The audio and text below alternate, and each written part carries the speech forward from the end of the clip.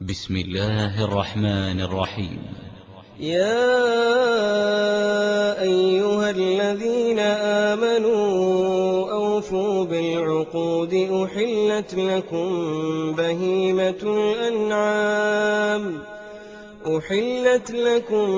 بهيمة الأنعام إلا ما يتلى عليكم غير محل الصيد وأنتم حرم إن الله يحكم ما يريد. يا أيها الذين آمنوا لا تحلوا شعائر الله ولا الشهر الحرام ولا الهدي ولا القلائد ولا آمين البيت الحرام يبتغون فضلا من ربهم ورضوانا. وإذا حللتم فاصطادوا ولا يجرمنكم شنآن قوم أن صدوكم عن المسجد الحرام أن تعتدوا وتعاونوا على البر والتقوى ولا تعاونوا على الإثم والعدوان واتقوا الله إن الله شديد العقاب. حرمت عليكم الميتة والدم ولحم الخنزير وما أهل لغير الله به والمنخلقة والموقوذة والمتردية والنطيحة وما أكل السبع إلا ما ذكيتم وما ذبح على النصب وأن تستقسموا بالأزلام ذلكم فسق. اليوم يئس الذين كفروا من دينكم فلا تخشوهم واخشون. اليوم أكملت لكم دينكم وأتممت عليكم نعمتي ورضيت لكم الإسلام دينا. فمن اضطر في مخمصة غير متجانف لإثم فإن الله غفور رحيم. يسألونك ماذا أحل لهم قل أحل لكم الطيبات وما علمتم من الجوارح مكلبين تعلمونهن مما علمكم الله فكلوا مما أمسكن عليكم واذكروا اسم الله عليه واتقوا الله إن الله سريع الحساب. اليوم أحل لكم الطيبات وطعام الذين أوتوا الكتاب حل لكم وطعامكم حل لهم والمحصنات من المؤمنات والمحصنات من الذين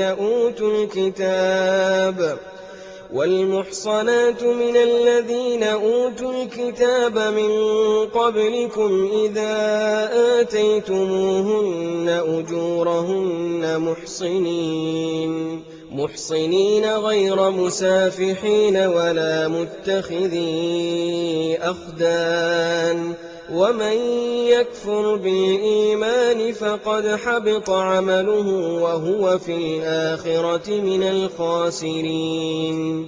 يا أيها الذين آمنوا إذا قمتم إلى الصلاة فاغسلوا وجوهكم وأيديكم إلى المرافق وامسحوا برؤوسكم وأرجلكم إلى الكعبين وإن كنتم جنبا فاطهروا وإن كنتم مرضى أو على سفر أو جاء أحد منكم من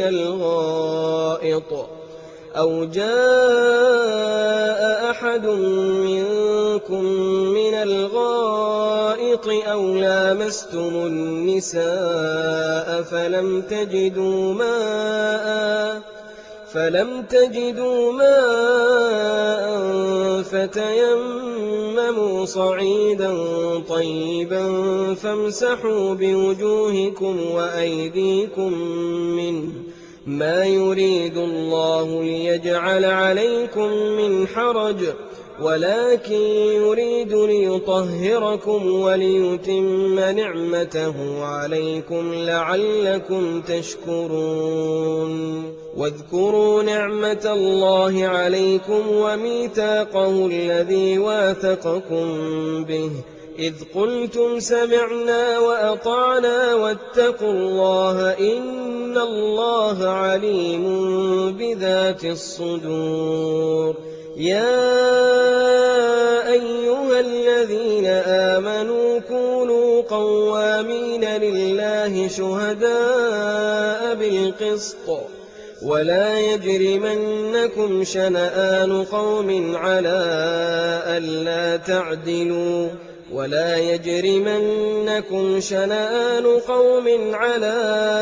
أَلَّا تَعْدِلُوا اعْدِلُوا هُوَ أَقْرَبُ لِلتَّقْوَىٰ ۖ وَاتَّقُوا اللَّهَ ۚ إِنَّ اللَّهَ خَبِيرٌ بِمَا تَعْمَلُونَ وَعَدَ اللَّهُ الَّذِينَ آمَنُوا وَعَمِلُوا الصَّالِحَاتِ لَهُم مَّغْفِرَةٌ وَأَجْرٌ عَظِيمٌ وَالَّذِينَ كَفَرُوا وَكَذَّبُوا بِآيَاتِنَا أُولَٰئِكَ أَصْحَابُ الْجَحِيمِ يَا أَيُّهَا الَّذِينَ آمَنُوا اذْكُرُوا نِعْمَةَ اللَّهِ عَلَيْكُمْ إِذْ هَمَّ قَوْمٌ أَن يَبْسُطُوا إِلَيْكُمْ أَيْدِيَهُمْ فَكَفَّ أَيْدِيَهُمْ عَنكُمْ ۖ وَاتَّقُوا اللَّهَ ۚ وَعَلَى اللَّهِ فَلْيَتَوَكَّلِ الْمُؤْمِنُونَ وَلَقَدْ أَخَذَ اللَّهُ مِيثَاقَ بَنِي إِسْرَائِيلَ وَبَعَثْنَا مِنْهُمُ 12 نَقِيبًا وَقَالَ اللَّهُ إِنِّي مَعَكُمْ لَئِنْ أَقَمْتُمُ الصَّلَاةَ وَآتَيْتُمُ الزَّكَاةَ وَآمَنتُم بِرُسُلِي وَعَزَّرْتُمُوهُمْ وَأَقْرَضْتُمُ اللَّهَ قَرْضًا حَسَنًا لَّأُكَفِّرَنَّ عَنكُمْ سَيِّئَاتِكُمْ وَلَأُدْخِلَنَّكُمْ جَنَّاتٍ تَجْرِي مِن تَحْتِهَا الْأَنْهَارُ ۚ فَمَن كَفَرَ بَعْدَ ذَٰلِكَ مِنكُمْ فَقَدْ ضَلَّ سَوَاءَ السَّبِيلِ فَبِمَا نَقْضِهِم مِّيثَاقَهُمْ لَعَنَّاهُمْ وَجَعَلْنَا قُلُوبَهُمْ قَاسِيَةً يُحَرِّفُونَ الْكَلِمَ عَن مَّوَاضِعِهِ وَنَسُوا حَظًّا مِّمَّا ذُكِّرُوا بِهِ ۚ وَلَا تَزَالُ تَطَّلِعُ عَلَىٰ خَائِنَةٍ مِّنْهُمْ إِلَّا قَلِيلًا مِّنْهُمْ فَاعْفُ عَنْهُمْ وَاصْفَحْ ۚ إِنَّ اللَّهَ يُحِبُّ الْمُحْسِنِينَ وَمِنَ الَّذِينَ قَالُوا إِنَّا نَصَارَىٰ أَخَذْنَا مِيثَاقَهُمْ فَنَسُوا حَظًّا مِّمَّا ذُكِّرُوا بِهِ فَأَغْرَيْنَا بَيْنَهُمُ الْعَدَاوَةَ وَالْبَغْضَاءَ إِلَىٰ يَوْمِ الْقِيَامَةِ ۚ وَسَوْفَ يُنَبِّئُهُمُ اللَّهُ بِمَا كَانُوا يَصْنَعُونَ يَا أَهْلَ الْكِتَابِ قَدْ جَاءَكُمْ رَسُولُنَا يُبَيِّنُ لَكُمْ كَثِيرًا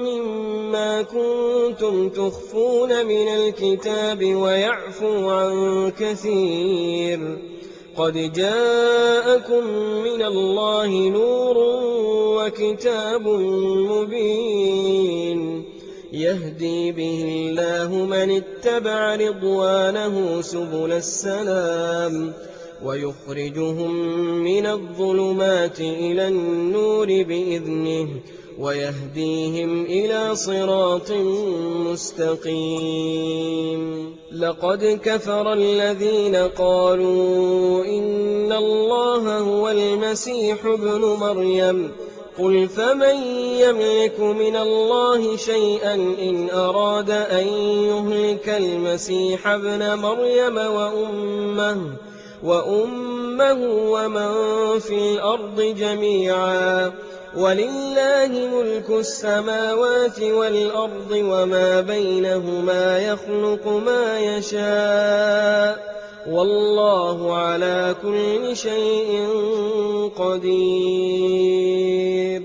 وقالت اليهود والنصارى نحن أبناء الله وأحباؤه قل فلم يعذبكم بذنوبكم بل أنتم بشر ممن خلق يغفر لمن يشاء ويعذب من يشاء ولله ملك السماوات والأرض وما بينهما وإليه المصير.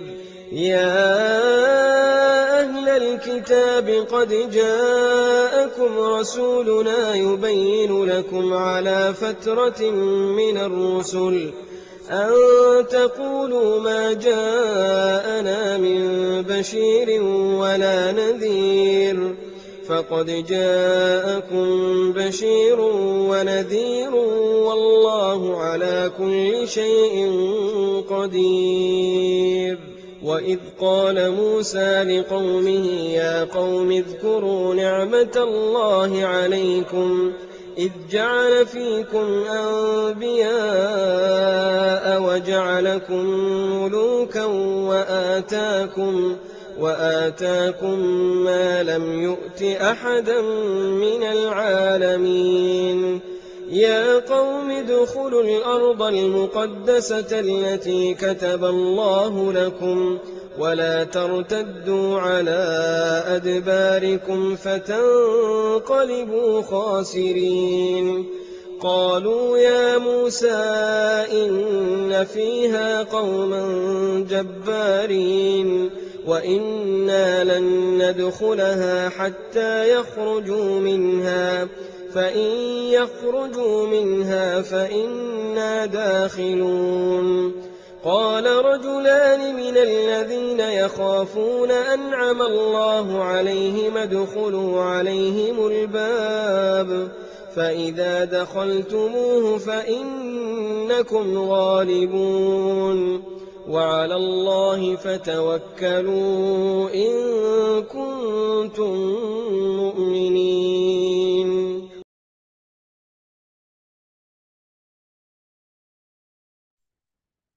Assalamualaikum warahmatullahi wabarakatuh. Karena sebentar lagi kelas Zoom akan dimulai dan diharapkan jamaah untuk selalu menjaga adab-adab serta menggunakan pakaian baik sesuai dan agar tujuannya hanya untuk mengharap ridho Allah Subhanahu wa taala.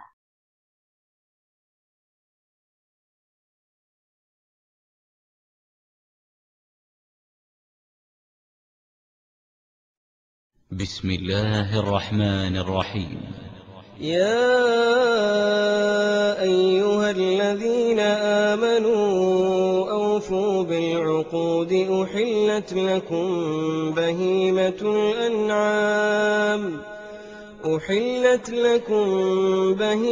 الأنعام إلا ما يتلى عليكم غير محل الصيد وأنتم حرم إن الله يحكم ما يريد. يا أيها الذين آمنوا لا تحلوا شعائر الله ولا الشهر الحرام ولا الهدي ولا القلائد ولا آمين البيت الحرام يبتغون فضلا من ربهم ورضوانا وإذا حللتم فاصطادوا ولا يجرمنكم شنآن قوم أن صدوكم عن المسجد الحرام أن تعتدوا وتعاونوا على البر والتقوى ولا تعاونوا على الإثم والعدوان واتقوا الله إن الله شديد العقاب. حرمت عليكم الميتة والدم ولحم الخنزير وما أهل لغير الله به والمنخلقة والموقوذة والمتردية والنطيحة وما أكل السبع إلا ما ذكيتم وما ذبح على النصب وأن تستقسموا بالأزلام ذلكم فسق. اليوم يئس الذين كفروا من دينكم فلا تخشوهم واخشون. اليوم أكملت لكم دينكم وأتممت عليكم نعمتي ورضيت لكم الإسلام دينا. فمن اضطر في مخمصة غير متجانف لإثم فإن الله غفور رحيم. يسألونك ماذا أحل لهم قل أحل لكم الطيبات وما علمتم من الجوارح مكلبين تعلمونهن مما علمكم الله فكلوا مما أمسكن عليكم واذكروا اسم الله عليه واتقوا الله إن الله سريع الحساب. اليوم أحل لكم الطيبات وطعام الذين أوتوا الكتاب حل لكم وطعامكم حل لهم والمحصنات من المؤمنات والمحصنات من الذين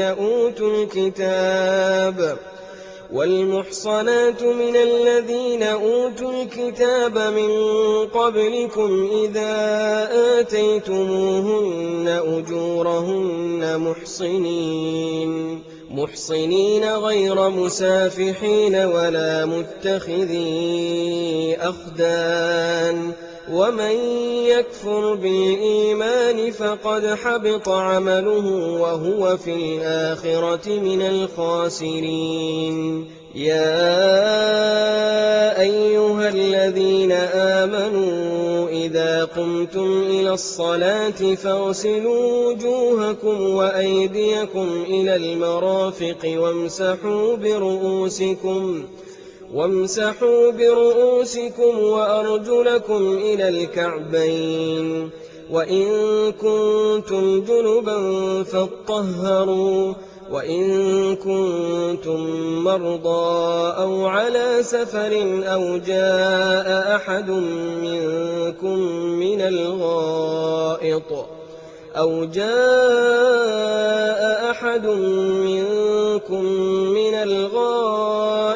أو لامستم النساء فلم تجدوا ماء فتيمموا صعيدا طيبا فامسحوا بوجوهكم وأيديكم منه ما يريد الله ليجعل عليكم من حرج ولكن يريد ليطهركم وليتم نعمته عليكم لعلكم تشكرون.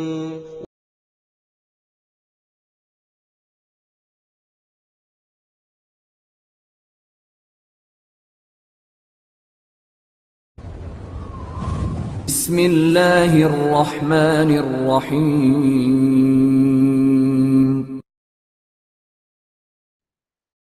Assalamualaikum warahmatullahi wabarakatuh. Alhamdulillahirabbil alamin.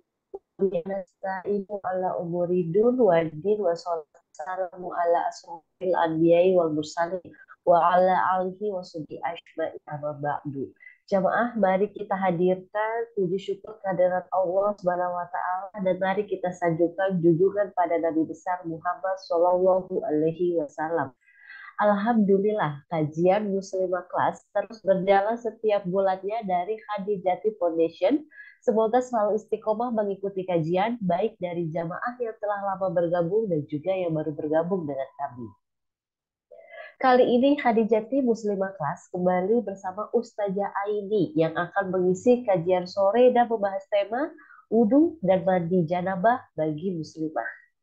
Baik, karena sebentar lagi kita akan memulai kajian kami mohon izin jamaah selalu menjaga adab-adab serta menggunakan pakaian terbaik sesuai syariat dan fokus dalam kajian agar tujuannya hanya untuk mengharap ridho Allah Subhanahu wa taala. Alhamdulillah, kajian ini bisa berlangsung berkat Allah Subhanahu wa taala serta dukungan pada media partner yang membantu kami. Saya mengucapkan jazakumullah kepada Pak Ahmad Musolawat, An-Nabawi Media, Aula Family, Rumah Quran Aksyana, Hana Indonesia, Hawa Sejalan, Ibtu Jana, Izatun Nisa, Jovisa, Sobat Anasar, Hijabers Community, dan khususnya juga pada akhwat bergerak dan taklim hadis salihah jemaah sekalian yang sudah membantu menyebarkan acara ini. Semoga diberi kemudahan dalam segala urusannya. Amin ya robbal alamin. Baik, sesaat lagi kita akan mendengarkan tilawah dari Uktinya. Untuk Uktinya dipersilahkan.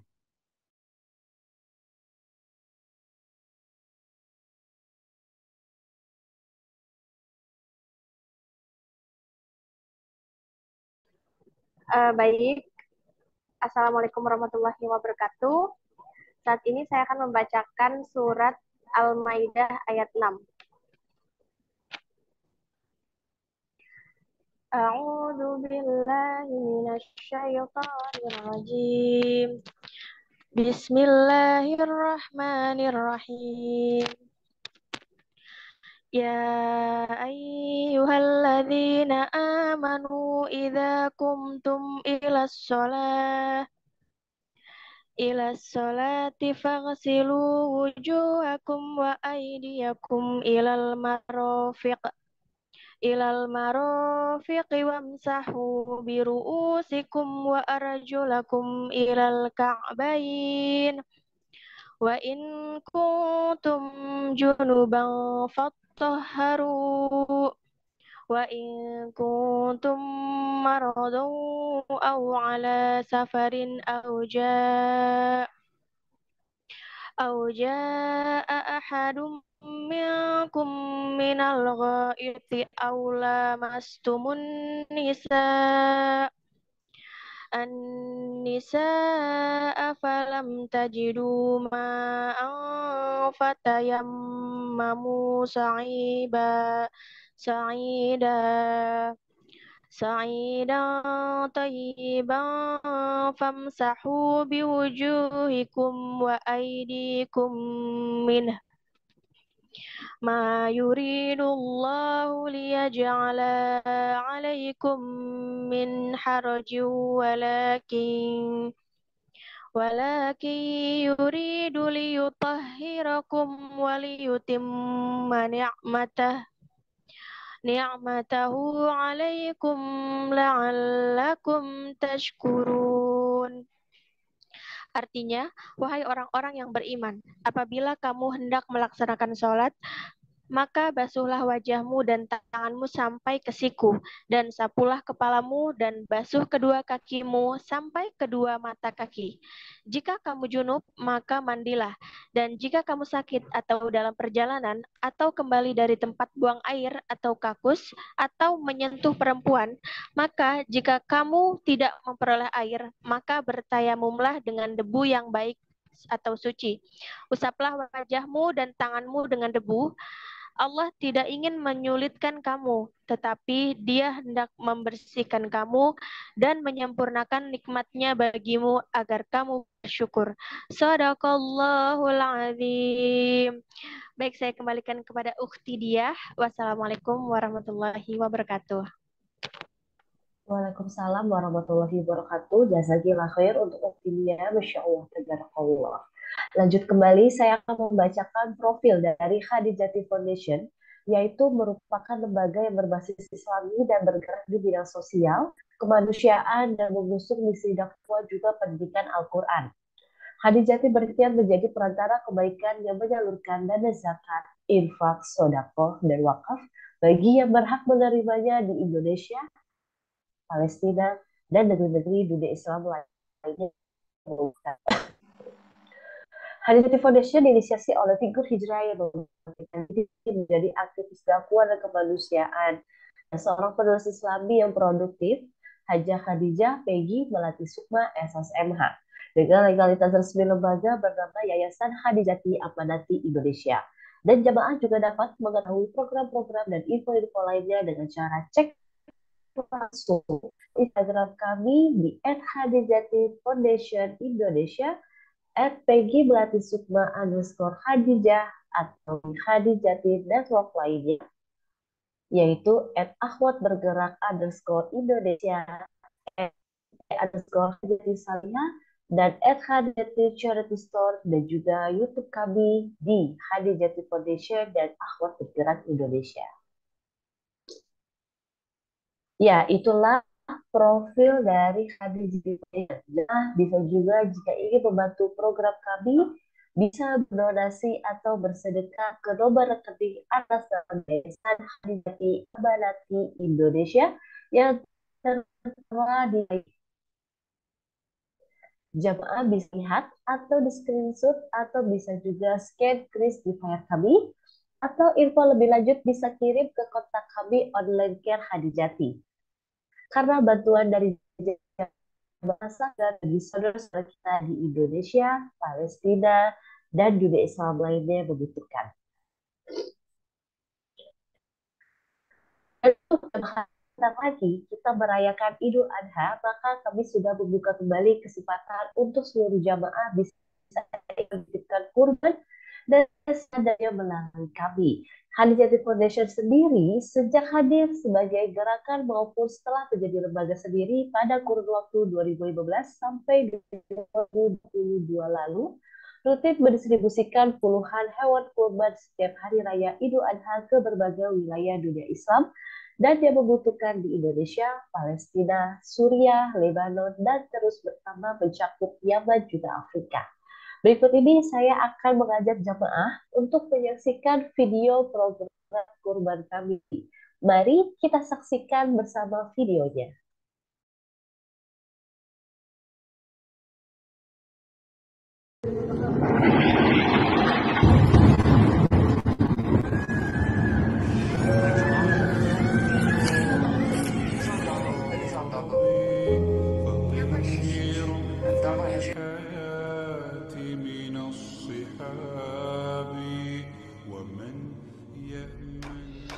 الله أكبر الله أكبر الله أكبر لا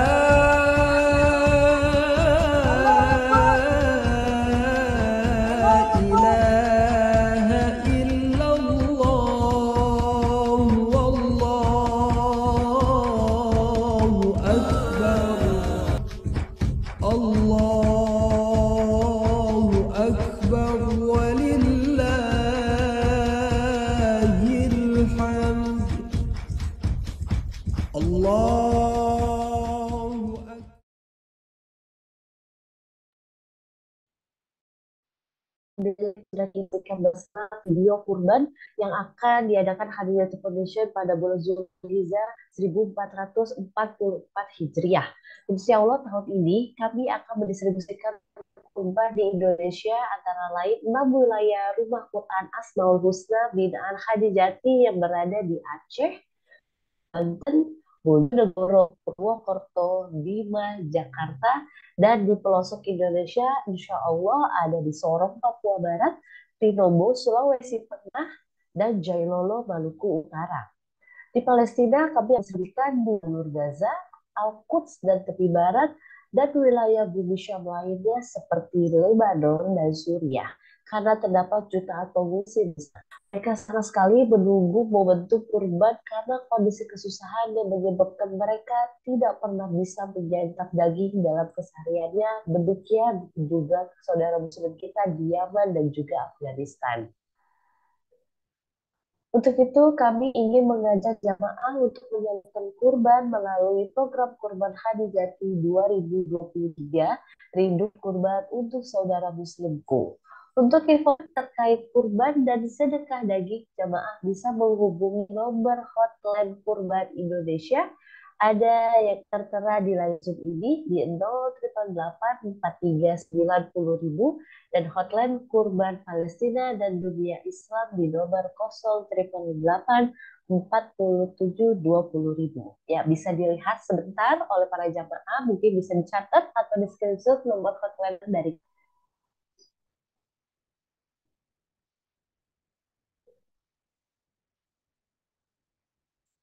Ya, itulah sekilas info update dari kami. Jazakumullah khair untuk seluruh jamaah yang sudah bergabung dalam kajian Jumat sore ini. Selanjutnya, saya akan mengenalkan profil dari narasumber hari ini, yaitu Ustazah Aini Aryani LC, dengan pendidikan pesantren Hasan Jufri, Bawean, Gresik, Jawa Timur, Pondok Modern Gontor 1, Jawa Timur. S1 Fakultas Syariah dan Hukum International Islamic University Islamabad, Pakistan. S2 Fakultas Syariah Institut Ilmu Al-Quran Jakarta. Kemudian aktivitas beliau adalah tim Asatis Rumah Fikih Indonesia, redaktur rumahfikih.com, dosen sekolah fikih e-learning, narasumber Islam itu Ida Trans TV, tanya setuju, dan Mozaik Islam Hidayah TV. Baik, itulah profil dari Ustazah ini. Untuk itu saya akan mengecek terlebih dahulu kalau Ustazah Aini sudah bergabung pada Zoom sore ini. Assalamualaikum Ustazah Aini.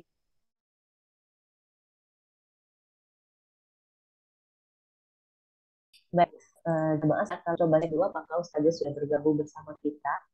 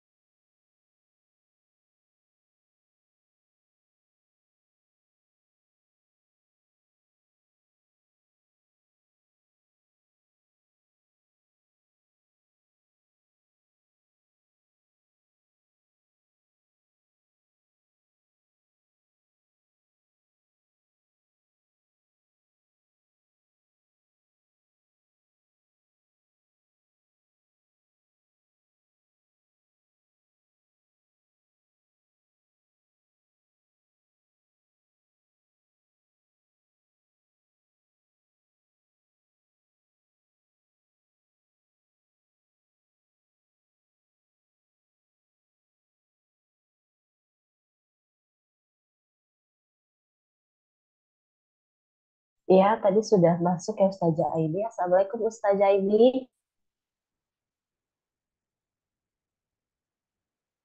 Oh, tunggu Ustazah Aini siap untuk gabung bersama kita pada kajian Zoom sore ini. Nanti kita akan ada sesi tanya jawab bersama Ustazah ini. Untuk pertama kita buka satu penanya raise hand dan satu penanya via kolom chat. Namun jika waktunya memungkinkan untuk dijawab semua, kita akan buka lagi pertanyaan untuk jemaah yang ingin Ustazah Aini mengenai berkaitan dengan tema hari ini yaitu udu dan mandi janabah bagi muslimah. Oke, Ya, Assalamualaikum Ustazah Aini. Waalaikumsalam warahmatullahi wabarakatuh. Dulu sudah bisa bergabung bersama kami kembali di kajian fikih di Mukhadjati Muslimah kelas sore ini. Silakan saja ini untuk membuka kajian sore hari ini dan menyapa jemaah yang sudah bergabung. Ya, sebentar saya buka dulu ininya, saya cari dulu materinya sebentar.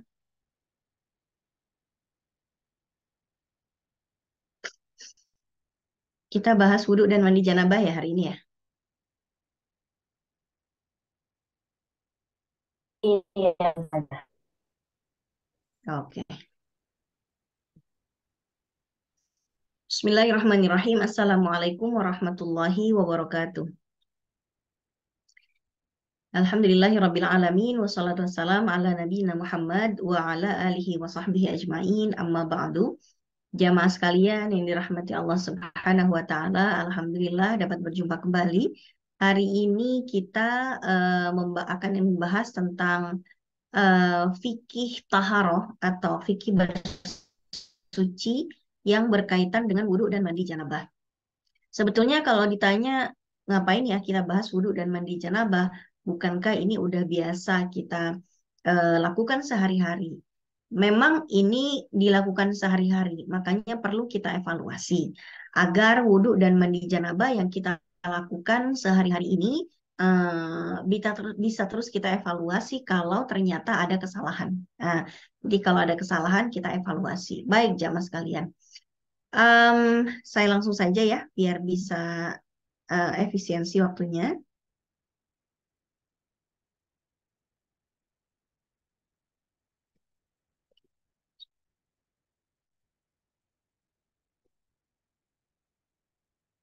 Ya, jadi kalau kita bicara tentang fikih bersuci, ini secara garis besar kita membahas dua hal yang penting. Dua tema besar dalam fikih toharoh itu, pertama najis, kedua hadas. Nah, hari ini kita membahas hadas ya. Ada hadas kecil, ada hadas besar. Nah, kalau kita bicara tentang hadas kecil, itu disucikan dengan wudhu. Kalau kita bicara tentang hadas besar, kita bicara tentang mandi janabah. Nah, terkait dengan hadas ini ya, hadas ya. Sebentar. Tuh hadas kecil diangkat dengan wudhu, kalau tidak bisa maka dengan tayamum. Sedangkan hadas besar diangkat dengan mandi atau disucikan dengan mandi, kecuali kalau tidak memungkinkan mandi, maka diangkat dengan bertayamum. Oke, yang pertama kita bahas wudhu dulu. Wudhu ini jamaah sekalian adalah upaya kita dalam menghilangkan hadas kecil. Kenapa menjadi penting? Karena kalau kita sedang berhadas kecil, maka kita tidak bisa melaksanakan sholat, tidak bisa melaksanakan tawaf, menyentuh mushaf, ya. Dan kita tahu bahwa sholat itu adalah ibadah yang nomor satu ya, yang akan pertama kali, maksudnya nomor satu dihisab nanti di hari kiamat. Nah, ya kalau misalnya sekarang saya punya wudhu nih karena tadi habis sholat asar misalnya, ya berarti saya sedang tidak berhadas kecil. Tapi kalau saya dalam kondisi nggak punya wudhu, maka saya berada dalam kondisi berhadas kecil, gitu. Ya, jadi kondisi di mana seseorang tidak berada dalam berwudhu, maka namanya dia sedang berhadas kecil. Nah, apa saja yang menyebabkan kita berhadas kecil? Ya, penyebabnya adalah hal-hal yang membatalkan wudhu, itu penyebabnya. Maka nanti kita akan bahas beberapa hal yang menyebabkan hadas kecil. Ini dia. Yang pertama, orang bisa berhadas kecil atau orang yang tadinya berwudu jadi tidak bisa disebut sebagai orang yang berwudu ya. Artinya batal wudunya begitu. Pertama, kalau dia keluar sesuatu dari tubuhnya, dari kemaluannya, baik itu karena pipis, karena BAB ya. Termasuk kalau keluar keputihan yang berlebihan. Ini nih buat perempuan. Kalau keluar sesuatu yang sumbernya dari dalam, dari vagina bagian dalam, seperti contohnya keputihan yang berwarna putih susu lengket dan itu banyak, itu bisa membatalkan wudhu kita. Tapi kalau keluarnya tidak terlalu banyak, misalnya cuma sedikit sekali yang tidak bisa dihindari, sebagian ulama mengatakan itu termasuk yang ma'fu, ya, najisnya ma'fu, hadasnya juga ma'fu. Karena memang hampir semua wanita mengalami keluar keputihan jika itu cuma sedikit sekali. Nah, kalau banyak, ini yang jadi masalah. Kalau ternyata kita habis berwudu gitu kan, habis itu kita nungguin imam datang, imamnya nggak datang-datang, imamnya kok lama ya, keburu keluar kita keputihan banyak. Ya sudah, berarti kita berwudu kembali dan lepas celananya, cebok, wudhu, sholat gitu. Tapi kalau ya keputihannya cuma setitik lah, 2 titik begitu yang hampir semua perempuan mengalami lah dalam kondisi capek beraktivitas sehari-hari. Itu nanti masuk dalam kondisi ma'fu anhu atau termaafkan. Termasuk najis yang termaafkan itu seperti kalau kita makan sate kambing yang ada sisa darahnya sedikit di serat-serat daging ya. Nah, kira-kira seperti itu. Nah, oke, baik. Berikutnya lagi. Ini dia lagi. Oh iya, ada hal yang kelupaan nih. Kalau ada seseorang perempuan yang misalnya kita ya dalam kondisi sholat, udah mau tahiyat akhir kok tiba-tiba kayak kepingin kentut. Ya, kepingin kentut. Tapi kita ditahan-tahan sama dia. Begitu dia mau ruku, ditahan. Begitu sujud, ditahan juga. Begitu duduk di antara 2 sujud, pertahanannya kayaknya tidak merasakan ada kentut yang ditahan. Perasaan kentut itu telah pergi. Nah, bagaimana, apa yang harus kita lakukan dalam keadaan seperti itu? Mau dibilang keluar kentut, perasaan nggak ngerasa apa-apa, nggak ada yang keluar. Mau dibilang kentutnya belum keluar, ini kok tiba-tiba perasaan ingin kentutnya kok hilang sendiri. Apa yang akan kita lakukan dalam kondisi seperti itu? Dalam kondisi seperti itu, dalam kondisi seperti itu, kita tidak perlu membatalkan sholat. Kalau kita tidak merasa ada kentut yang keluar dan kita tidak melihat tanda-tandanya. Contohnya apa? Contohnya gini. Saya misalnya ya, saya di rakaat yang keempat, pengen kentut banget. Tahan tanggung nih 1 rakaat lagi misal ya. Saya nggak tahu kenapa ya banyak orang yang menahan kentut dalam sholat ya. Ditahan kentutnya jangan sampai hilang. Seberharga itu ya kentut ya, ditahan-tahan ya perginya. Oke, baik. Pas udah bangun dari sujud, kok nggak pengen kentut gitu. Terus perasaan nggak keluar. Jangan-jangan masuk lagi ke dalam perut apa gimana. Sudah. Maka Nabi Muhammad SAW mengatakan, Man ashkala. Jadi siapa yang merasa sesuatu akan keluar dari dalam perutnya, kentut maksudnya. Fashkala alaihi akhrija min batnihi syai'ah. Tapi dia ragu-ragu, udah keluar belum sesuatu dari dalam perutnya. Fashkala alaihi akhrija min batnihi syai'un. Maka apa yang akan terjadi? Fala yakhrujanna minal masjid. Maka kata Nabi, jangan buru-buru dia keluar dari masjid untuk batalin sholatnya. Hatta yasma'a sautan aw yajida rihan. Sampai dia mendengar satu di antara ciri-cirinya si kentut tadi. Ada nggak baunya? Ada nggak suaranya? Nggak ada suaranya, nggak ada baunya, nggak ngerasa juga dia udah keluar.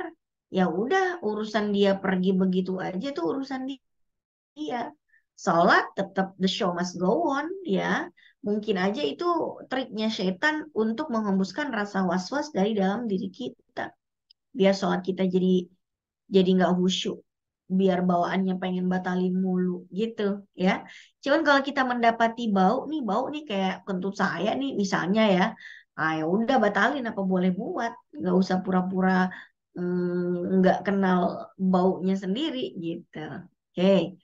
Yang kedua, yang menyebabkan hadas kecil atau yang menyebabkan wudhu kita jadi batal adalah tidur.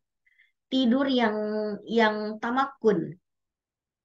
Tidur yang tidak tamakun. Tidak tamakun itu artinya tidur yang dia tuh nyender, terus pules banget. Nah, itu dia nanti bisa menyebabkan menyebabkan hadas kecil. Dia ngantuk banget. Ya, begitu dia sholat ya, orang udah pada salam, dia masih sujud aja gitu. Nah, itu udah batal sholatnya. Kenapa? Wudunya batal. Orang dia nyenyak banget pas sujudnya, sampai nggak tahu kabar orang gitu. Tapi kalau misalnya begitu pas dia berdiri, ngantuk. Tapi masih sadar. Begitu imam bilang Allahu Akbar, dia ruku. Sami Allah liman hamidah, dia bangun ya. itu tidak membatalkan wudhu, otomatis sholatnya juga tidak batal. Ya, jadi kalau misalnya wudhu itu batal di dalam sholat, otomatis sholatnya batal dan dia wajib mengulangi wudhunya. Oke, tapi kalau itu tidak terjadi di dalam sholat, ya pada dasarnya wudhunya batal. Kalau nggak ada kepentingan buat sholat, ya sudah tidak perlu berwudhu kembali. Yang ketiga, ketika hilang akal. Hilang akal itu maksudnya dia gila, dia mabok, ya ngefly. Kalau hilang akal, wudhunya menjadi batal. Jadi orang yang mabok tuh, walaupun wudhu dulu baru minum khamr gitu. Gitu dia mabok ya batal ya. Oke, atau misalnya ada orang lagi udah berwudhu, tiba-tiba dia harus masuk ruang operasi, harus dianestesi. Dianestesi dengan ya pasti mengandung bahan khamr ya. Tentu yang diperbolehkan karena darurat untuk pengobatan. Ada morfinnya misalnya karena dia udah berwudhu, tiba-tiba dia terluka, lukanya sangat parah sehingga dokter harus memberikan dia painkiller yang mengandung morfin misalnya. Akhirnya dia ngefly gitu gara-gara efek dari painkiller yang mengandung morfin tersebut ya, berarti wudhunya jadi batal. Tuh ya. Oke, yang keempat adalah menyentuh kemaluan dengan telapak tangan. Jamaah sekalian, kalau tersentuh kemaluan itu dengan punggung tangan itu nggak batal. Yang batal itu hanya dengan telapak tangan. Ya, tersentuh dengan anggota badan sendiri kok bisa batalin wudhu? Bisa, hanya di area kemaluan saja, baik kemaluan depan ataupun kemaluan belakang. Contohnya gini, ada seorang perempuan dia mandi, biasanya kan habis mandi dia udah pakai handuk begitu ya. Terus dia berwudhu, begitu dia udah selesai berwudhu, dia keluar dari kamar mandi, dia ambil baju, ambil celana dalam. Begitu dia ambil celana dalam, kesentuh.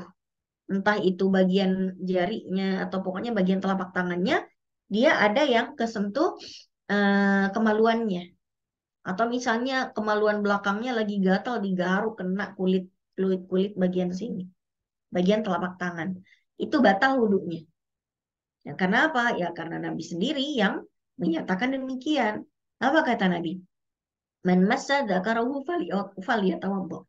Siapa yang menyentuh zakarnya, yang menyentuh kemaluannya, orang laki-laki yang menyentuh zakarnya atau mohon maaf kemaluannya, maka batal wudhunya. Wa ayyuma imra'atin massat farijaha faltatawaddo. Dan seorang perempuan yang menyentuh kemaluannya, dia juga wajib untuk berwudhu kembali kalau memang dia udah batal dengan menyentuh tadi. Nah, terus gimana nih tentang yang tidur tadi? Kok bisa kalau misalnya kita balik ke nomor 2 ya tentang tidur ya, kan kita belum sebutin tadi dalilnya. Yang nomor 2 tadi, dalilnya bahwa ketika itu di malam itu Nabi seharusnya mengimami sholat Isya di awal waktu. Tapi begitu azan sudah dikumandangkan, Nabi nggak keluar-keluar dari rumahnya. Nabi tuh ngintip ya, ngintip terus jamaah belum pada ngumpul semuanya. Akhirnya apa? Akhirnya setelah ngumpul semua, Nabi baru keluar ke masjid.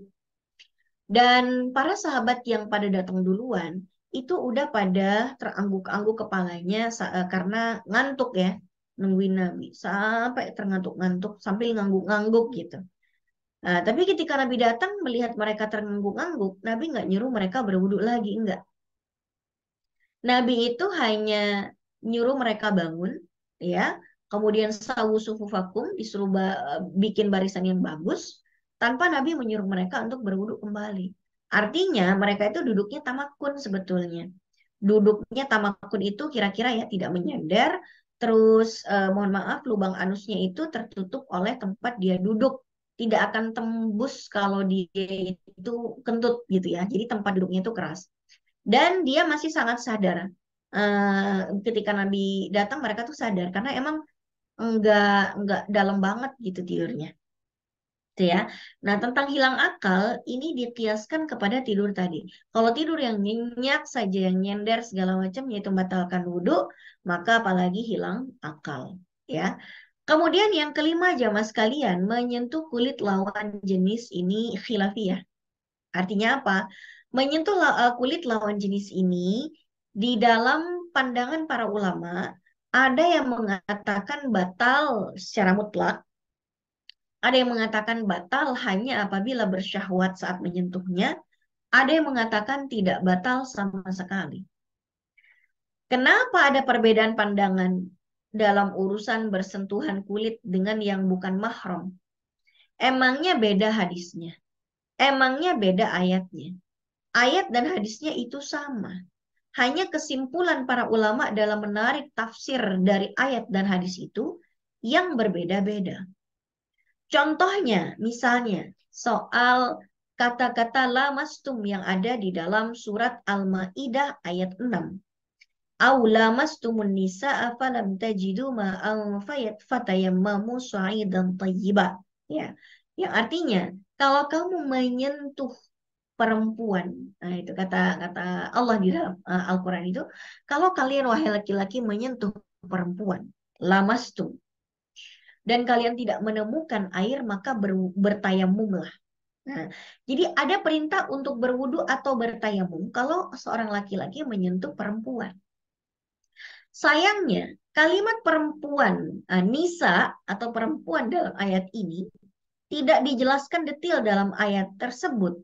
Perempuan yang manakah dan seperti apa teknis penyentuhannya yang membatalkan wudhu.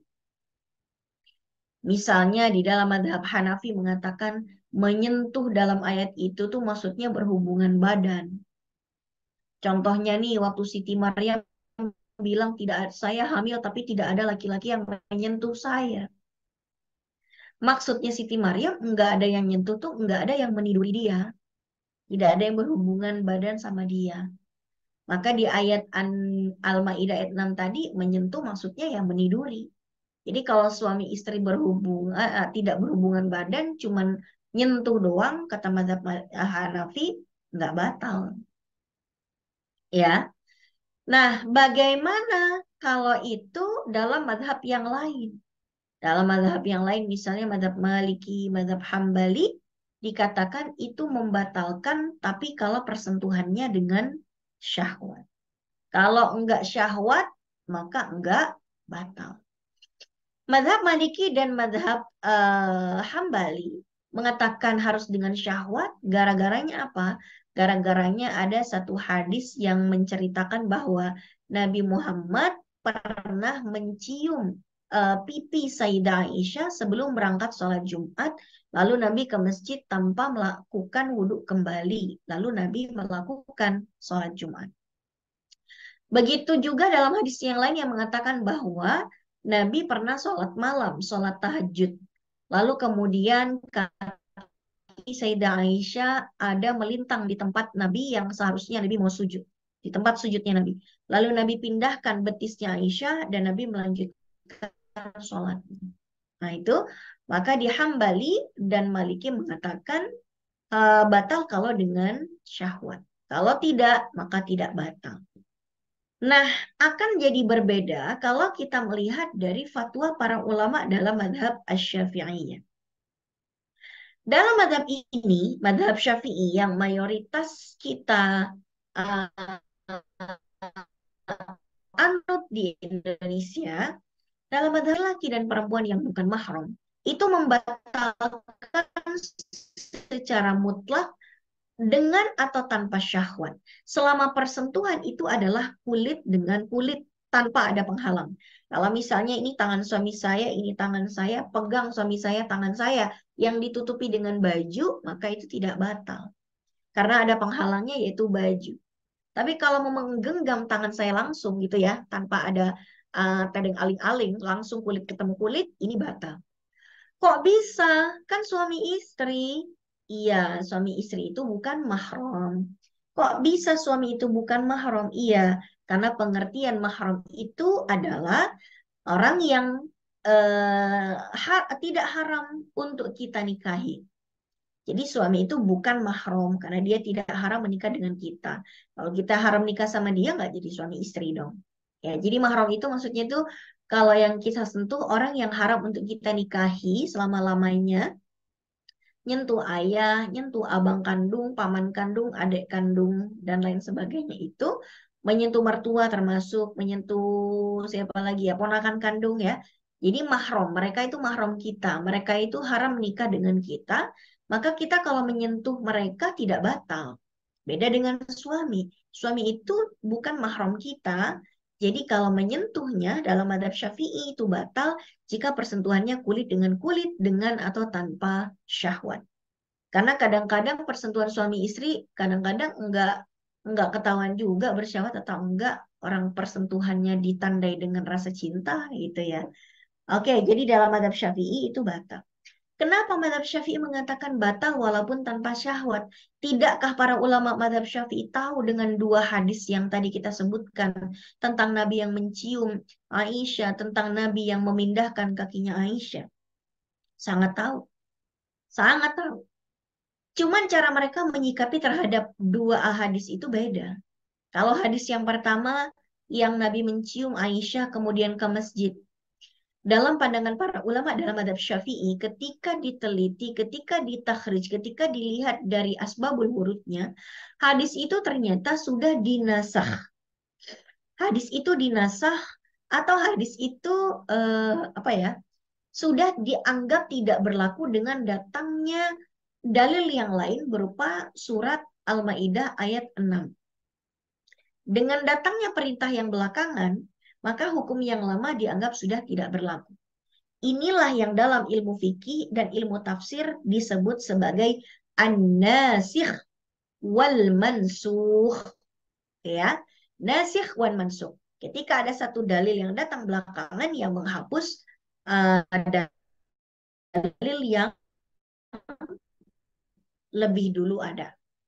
Syafi'i menyikapi tentang Nabi kan itu memindahkan kakinya Aisyah dalam keadaan sholat tahajud dan Nabi nggak batalin sholatnya. Para ulama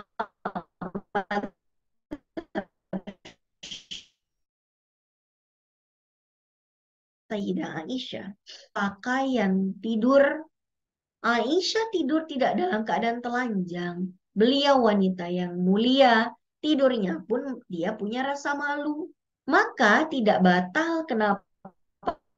Karena Nabi ketika memindahkan betisnya tidak tersentuh kulit dengan kulit, tapi terhalang dengan pakaian yang melapisi betisnya Sayyidah Aisyah. Ya, inilah kenapa kalau kita ikut pengajian dari satu taklim ke taklim yang lain, kadang-kadang ustadznya bilang batal, kadang-kadang enggak. Ya karena dari awal para ulama kita berbeda pendapat dan soal perbedaan pendapat selalu menjadi hal yang sangat wajar dalam ilmu fikih. Ya, oke baik. Berikutnya lagi. Apa yang tidak boleh di dalam kondisi kita sedang tidak memiliki wudhu? Pertama, tidak boleh kita sholat, tidak sah sholat kita. Kedua, menyentuh mushaf juga nggak boleh. La yamassuhu illal mutahharun di surat Al-Waqi'ah ayat 79. Kemudian tawaf di seputar Ka'bah ini juga tidak diperbolehkan dan tidak sah. Terakhir, khutbah Jumat.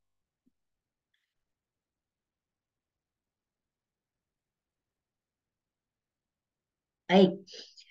Nah ini tadi dalilnya ya, Nabi Hurairah qal, Nabi SAW qal, la salata liman la wudu'a lahu, tidak sah seorang yang sholat tidak ada wudunya. Kemudian dalam satu hadis disebutkan Allah yamassal Qur'ana illa tahir, janganlah seseorang menyentuh Al-Qur'an kecuali orang yang suci. Kemudian berikutnya lagi adalah at-tawafu bil baiti salatun illa annallaha ahalla fihi al-mantiq faman nataqa fihi fala yantiq illa bi khair. Bahwa tawaf di Baitullah itu seperti sholat ketentuannya. Dia wajib memiliki wudhu, ya, wajib menutupi aurat, suci dari hadas dan najis dan lain sebagainya. Hanya saja dalam sholat itu tidak boleh kita bicara, tapi di dalam tawaf kita boleh berbicara asalkan bicaranya yang baik-baik. Ya, oke. Mas kalian, kita masuk ke tata cara pelaksanaan wudhu ya. Tata cara pelaksanaan wudhu ini disebutkan ya ayyuhalladzina amanu idza qumtum ila sholati, wahai orang beriman, kalau kalian ingin melaksanakan sholat, ini di Al-Maidah ayat 6 yang tadi kita sebutkan ya. Falsilu wujuhakum, maka cucilah wajah kalian atau basuhlah wajahmu. wa aydiyakum ilal marafiq, dan tangan sampai siku, wamsahu biruusikum, dan usaplah kepala kita, wa arjulakum ilal ka'bain, dan kaki sampai mata kaki. Ya, nanti kalau mau dilanjutkan ini ayatnya, baru nanti ketemu di aula mastumun nisa, ya, yang tadi kita sebutkan. Jadi jamaah sekalian, pada dasarnya yang diprioritaskan dalam pelaksanaan wudhu itu, yang wajib dibasahin itu cuma 4. 4 aja yang wajib. Pertama apa? Wajah, falsilu wujuhakum, itu wajah. Yang kedua tangan sampai siku. Terus ngusap sebagian kepala. Dan membasuh kaki sampai mata kaki. Udah cuma 4 itu yang wajib sebetulnya. Sisanya itu sunnah dan menyempurnakan. Kumur-kumur, basahin hidung, mencuci telinga, 3 kalikan basuhan, ya, membasuh keseluruhan kepala, itu semuanya masuk dalam sunnah-sunnahnya. Kalau mungkin dilakukan, kita lakukan. Kalau nggak memungkinkan, ya nggak apa-apa, kita skip. Ya, soalnya gini jamaah sekalian, tidak semua kondisi kita bisa melakukan wudhu yang sempurna. Ada kalanya kita tidak perlu melakukan wudhu yang terlalu sempurna karena keterbatasan air atau keterbatasan tempatnya ngantri, kita dituntut wudhunya cepat-cepat, atau waktunya yang terbatas karena waktu sholatnya udah mau habis. Jadi kalau misalnya yang penting wudhunya sah, ya udah cuman ini doang yang perlu dibasahi. Menambah niat dan tertib sebagai jumlah rukunnya. Ini dia. Ya. Jadi rukun wudhu atau yang tidak boleh di skip, yang harus dilakukan, yang menjadi standar wudhu minimal, ini aja. Jadi kalau kita airnya dikit tuh, ini aja yang jadi prioritas. Pertama kita berniat dulu, niat wudhu. Kedua kita membasuh wajah, ya. Batasan wajah itu dari tempat tumbuhnya rambut, kalau dari atas ke bawah, dari tempat tumbuhnya rambut di ubun-ubun sini sampai bawah, ila asfalid dzaqan, sampai bawah dagu. Bawah dagu ini maksudnya adalah tulang dagu. Tulang dagu ini masih termasuk wajah. Begitu ke bawahnya lagi, sebelah sini, ya, yang tidak ditutupi oleh tulang, bagian lembek di bawah dagu ini sudah menjadi bagian leher. Ya. Nah, kemudian dari kanan dan kiri adalah dari telinga kanan sampai telinga kiri. Sebelum telinga kanan dan sebelum telinga kiri, ini bagian kanan dan kirinya. Jadi kalau kita keseluruhan nih, dari sini sampai sini. Wajahnya harus basah semuanya. Nah, urusan wajah ini jamaah sekalian, pastikan sebelum kita basuh dengan air, pastikan tidak ada sesuatu yang menempel di wajah ini dan membuat air tidak bisa membasahi kulit kita. Gara-gara misalnya ada riasan yang apa ya? Riasannya tuh waterproof. Ya, riasannya itu waterproof. Misalnya, riasannya waterproof itu eyeliner, maskara, atau memakai foundation yang anti air, ya. Jadi kalau misalnya ada yang anti air begitu, di remove dulu sebelum kita berwudu. Kalau enggak, wudu kita jadi enggak sah gara-gara air ada yang tidak kena di bagian-bagian anggota tubuh wajah ini yang seharusnya basah. Ya, berikutnya lagi membasuh kedua tangan ini, ya. Membasuh kedua tangan. Tangan itu yang perlu dibasuhi dari mana sampai mana? Dari ujung kuku alias ujung jari sampai siku. Maka pastikan semuanya kena air, pastikan siku itu kena air basah. Pastikan di kuku kita tidak dilapisi dengan sesuatu yang menghalangi air untuk membasahinya. Kalau kuteknya melapisi kulit dan membuat tangan kita atau kuku kita tidak bisa ditembus air, ya berarti kukunya membuat dia nggak sah wudhu. ya. Jadi kalau misalnya kuteknya itu bisa dikelupas misalnya, ya nggak apa-apa. Misalnya cuma pakai henna itu nggak ada masalah. Henna itu tidak melapisi kuku, dia hanya mewarnai saja, ya. Oke, baik. Berikutnya lagi mengusap sebagian kepala. Nah, yang dimaksud dengan kepala itu apa? Kepala itu maksudnya kulit kepala dan apa yang tumbuh di atasnya, yaitu rambut. Maka kalau kita mau membasuh mengusap sebagian kepala, apa sih bedanya? Ini kan membasuh. Wajah dibasuh, tangan dibasuh, kepala diusap saja. Kepala itu diusap, jadi kalau dibasuh kan kena air langsung. Tapi kalau diusap tuh misalnya tangan dikasih air, ya. Lalu misalnya kita lagi berwudu di luar rumah, diangkat ciputnya, lalu kita masukkan 2 jari aja. Nah, itu kita udah dapat beberapa helai rambut dan itu sudah mewakili, ya. Ya, rambut 2, 3, 4 helai itu sudah sangat cukup untuk menjadi jumlah minimal agar kita bisa dianggap mengusap sebagian kepala. Kemudian membasuh kedua kaki sampai mata kaki, ya. Pastikan sekali lagi kuku kaki kita tidak dilapisi dengan kutek yang anti air. Pastikan mata kakinya basah, telapak kakinya juga. Dan terakhir tertib. Maksudnya tertib ini kita melakukan sesuai dengan urutannya. Jangan tangan dulu baru wajah, jangan kaki dulu baru kepala. Tapi ini harus berurutan sebagaimana harusnya. Yang harus urut itu hanya rukun ini saja nih, dari nomor 1 sampai nomor 5. Tapi urutan sunnah-sunnahnya wudhu itu nggak apa-apa, nggak berurutan. Yang sunnah-sunnahnya kan kumur-kumur dulu biasanya kan, baru kita membasuh hidung. Tapi kalaupun kita mau hidung dulu baru kumur nggak apa-apa. Karena itu adalah sunnah-sunnah wudhu yang tidak wajib ditertibkan. Ya, oke, baik.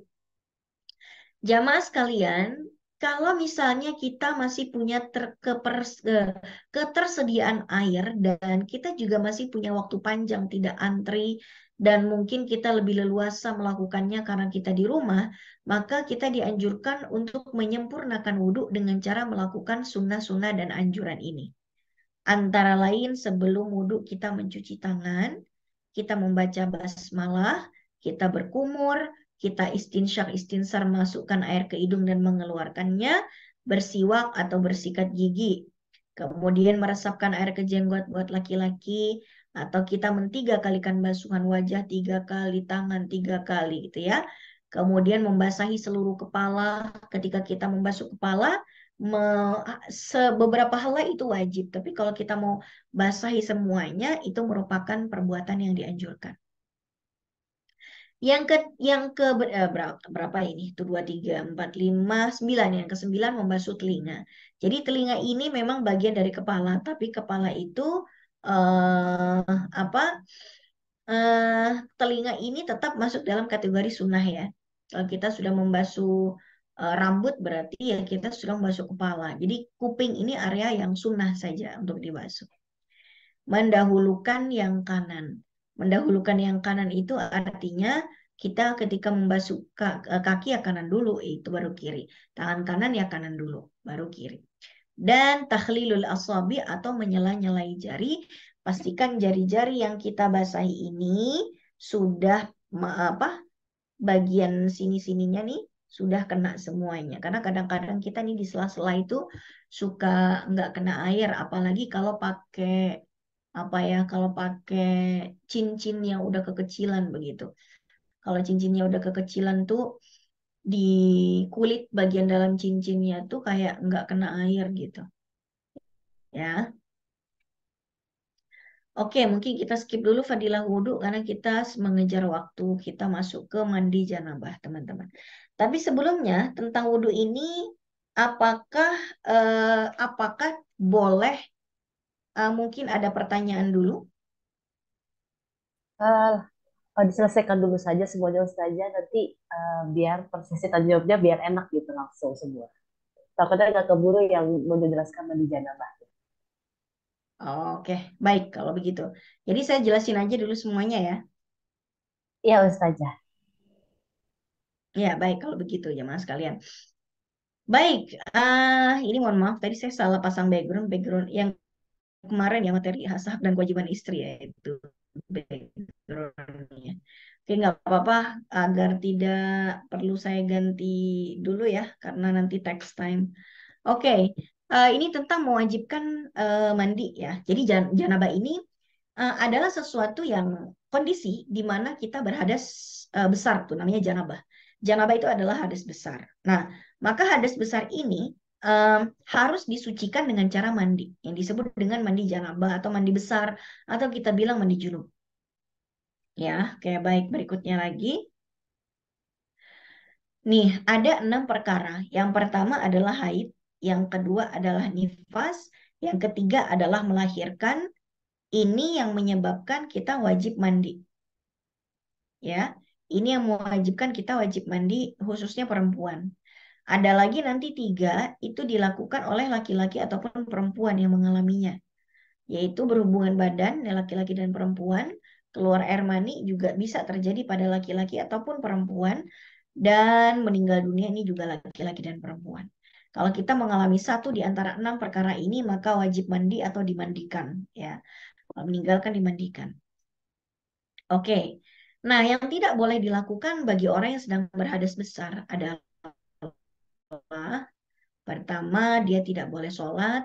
2, tidak boleh sujud tilawah. Ini bagi semua yang berhadas besar ya. Bagi semua yang berhadas besar, mau apapun penyebab hadas besarnya, dia nggak bisa sholat, dia nggak bisa sujud tilawah. Sebentar.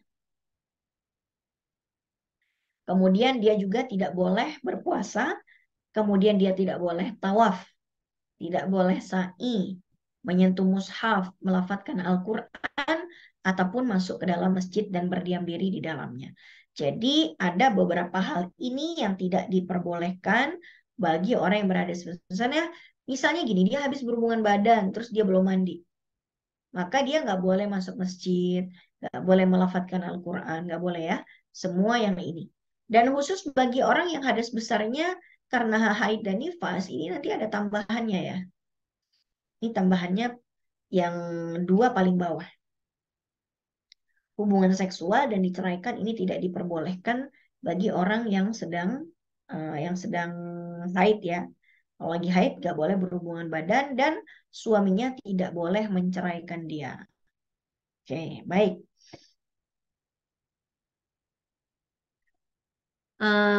Ukti moderator, kita punya waktu sampai jam berapa?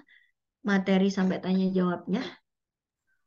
Untuk materinya sampai jam 5, untuk tanya jawabnya bisa 17.15, namun kalau misalnya masih ada yang ingin ditanyakan di jamaah dan masih ada waktu, kita perpanjang sampai 17.20. Oke. Jadi sampai 17.20 ya. Iya. Rukun mandi janabah nih, pelaksanaan mandi janabah sebetulnya gampang. Pertama, dia yang penting niat sama mengguyurkan air ke seluruh badan. Itu udah sah sebetulnya. Sama kayak cara kita mandi biasa. Cuma seluruh badan harus basah. Yang penting saya ya Allah niat untuk mandi besar gitu aja. Itu aja bedanya sih.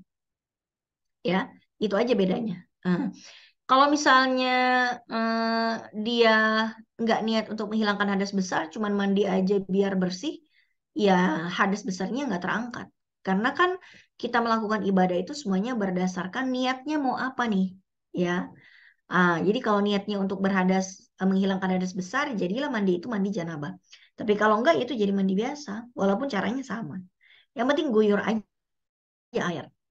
Tapi kalau kita mau yang komplit ya sama sunah-sunahnya, pengen lebih sempurna lagi mandinya, maka kita lakukan dengan sunah-sunahnya. Pertama kita cuci tangan dulu, kita kebersihkan kemaluan dengan tangan kiri, mungkin ada sisa najis di situ. Lalu kita menghilangkan najis kalaupun ada. Kemudian berwudu ya, melaksanakan wudu di tengah-tengah pelaksanaan mandi, tapi mengakhirkan basuhan kaki. Kemudian mendahulukan anggota tubuh yang kanan dibandingkan yang kiri. Atau jelasnya ini deh, urutan mandi lengkap yang wajib dan yang sunnahnya, paket lengkap sempurnanya ya. Pertama niat dulu, niat untuk melaksanakan mandi junub. Yang kedua mencuci tangan. Yang ketiga kita basuh kemaluan dengan tangan kiri, lalu kita hilangkan najis di badan kalau memang ada. Berikutnya lagi berwudu ya, dengan cara mencuci wajah, tangan, kepala, kemudian kaki di skip dulu. Kaki nanti terakhir. Kemudian setelah itu mengguyur air di kepala 3 kali, mengguyur rata air di badan ya. Begitu udah cuci tadi ya membasuh wajah, tangan, rambut, terus mengguyur air di badan, kemudian memulai guyuran ke anggota tubuh yang kanan, baru yang kiri, kemudian yang terakhir adalah membasuh kaki 3 kali. Nah, jadi yang terakhir itu adalah kaki. Kalau kita mau guyur lagi dari atas ke bawah juga boleh. Kita simak hadis yang berdasarkan tata cara mandinya Nabi sebagaimana yang diriwayatkan dari istri beliau bernama Maimunah. Ketika Maimunah ditanya oleh seorang sahabat Ibnu Abbas tentang tata cara mandi junubnya Nabi seperti apa. Ini dia hadisnya, kita langsung ke terjemahnya ya. Dari Ibnu Abbas telah berkata Maimunah radhiyallahu anha, aku memberi air, kata Maimunah, untuk mandinya Nabi. Lalu aku tutupi beliau dengan kain. Jadi Nabi mandinya tidak telanjang. Jadi sunnahnya kalau kita mau mandi junub itu nggak telanjang bulat tapi memakai sarung atau basahan. Maka beliau menuangkan air ke tangannya dan mencuci kedua tangannya. Lalu menuangkan air lagi dengan tangan kanannya ke tangan kirinya lalu mencuci kemaluannya. Dengan tangan kirinya Nabi mencuci kemaluannya. Lalu tangannya dipukulkan oleh Nabi ke tanah dan diusap. Jadi Nabi make sure bahwa tidak ada sisa najis yang menempel. Kalau kita nggak ada tanah di kamar mandi nggak apa-apalah. Mungkin kita bisa make sure dengan sabun lah, boleh. Lalu berkumur-kumur, masukkan air ke hidung, mengeluarkannya. Lalu Nabi membasuh wajahnya dan kedua lengannya. Ini mirip kayak pelaksanaan wudhu ya. Kumur, masukin air ke hidung, mengeluarkannya, membasuh muka, membasuh lengan. Kemudian Nabi mengguyur kepalanya. Setelah Nabi mengguyur kepala, Nabi menyiram seluruh badannya, diakhiri dengan mencuci kedua telapak kakinya. Nah, udah selesai tuh mandinya. Lalu kata Maimunah, aku menyodorkan kain pengering pada Nabi. Ya, kalau kita bilang tuh kayak handuk gitu ya. Tapi beliau tidak mengambilnya. Lalu beliau pergi dan mengeringkan air dari badannya dengan tangannya. Nabi mengeringkan badannya sendiri ketika habis mandi junub ataupun habis berwudu. Kalau kita mau, ya kita lakukan. Tapi kalau kita merasa nggak nyaman kalau nggak pakai handuk, ya nggak apa-apa kita pakai handuk. Nah, ini adalah yang dilakukan oleh Nabi. Nanti ada lagi versi yang lain yang diriwayatkan oleh Ummu Salamah. Kalau dari Ummu Salamah, Nabi mengguyur kepalanya 3 kali. Kalau di sini, Nabi hanya sekali saja. Begitu juga di Ummu Salamah, Nabi melakukan 3 kali pencucian. Di versi Maimunah itu cukup sekali-sekali. Maka kesimpulannya, kadang Nabi sekali, kadang 3 kali. Maka yang wajib sekali aja, yang penting udah rata. Tapi kalau mau di 3 kalikan, itu lebih afdol. Gitu ya. Oke, jamaah sekalian. Berikutnya mandi yang sunnah. Mandi yang sunnah ini apa? Mandi yang sunnah ini adalah tindakan kegiatan kita mandi, nggak sampai wajib sih. Tapi kalau kita melakukannya, kita menjadi dapat pahala tersendiri. Pertama, kalau kita ingin melakukan haji dan umroh, kita mau miqat ya. Kita mau ke tempat miqat, misalnya kita dari Madinah mau ke Mekah. Kita biasanya miqat di Bir Ali. Nah, di Bir Ali ini kenapa banyak orang yang mandi? Karena memang disunahkan seperti itu. Tapi kalau misalnya tidak mungkin mandi di area Bir Ali, kita boleh mandi dimulai dari hotel di Madinah, ya. Kemudian kalau mau mendatangi sholat Jumat, maka para suami kalau mau sholat Jumat disunahkan mandi dulu. Kalau kita perempuan kan biasanya kita nggak sholat Jumat lah ya. Kita sholat Jumatnya di mana? Kita sholat Jumatnya biasanya kalau kita lagi umroh ya di Madinah atau di Masjidil Haram. Kemudian sholat Idul Fitri, sholat Idul Adha, kita sebelum sholat Id dan sebelum sholat Idul Fitri dan Idul Adha kita disunahkan mandi. Mandi sunnah. Tata caranya mandi sunnah itu sama dengan mandi wajib, cuman beda niatnya saja. Kalau niat mandi wajib ya diniatkan untuk menghilangkan hadas besar. Kalau mandi sunnah diniatkan untuk ya mandi yang dianjurkan untuk dapat pahala saja. Karena mau melakukan hal-hal tersebut. Kemudian sebelum melaksanakan sholat gerhana, baik gerhana matahari atau gerhana bulan. Kemudian setelah memandikan mayat, kita disunahkan untuk mandi. Lalu kalau ada orang sadar dari gila dan mabuk, itu juga disunahkan untuk mandi. Ya, baik jamaah sekalian, mungkin itu saja ya. Kebetulan hari ini saya sebetulnya rada pilek. Dari tadi tenggorokan kalau nelen ludah tuh kayak gatel ya, gatelnya sampai kuping. Kayaknya ini mau pilek nih kayaknya. Oke, baik. Mungkin sampai di sini kita masih punya waktu sampai jam 5.15 sampai maksimal 5.20. Saya khawatir nanti di sini masih banyak yang hendak bertanya, jadi saya sudahi dulu mungkin. Kalau pertanyaan udah habis dan waktunya masih ada, baru nanti kita boleh tambah materinya. Silakan Mbak MC. Baik, Jazakillah Ustazah ini siapa kira sama saya juga sedang flu nih, mungkin karena cuaca ya. Semoga kita semua diberikan kesehatan oleh Allah Subhanahu wa taala. Baik, tadi ada yang raise hand, kita akan buka pertanyaan.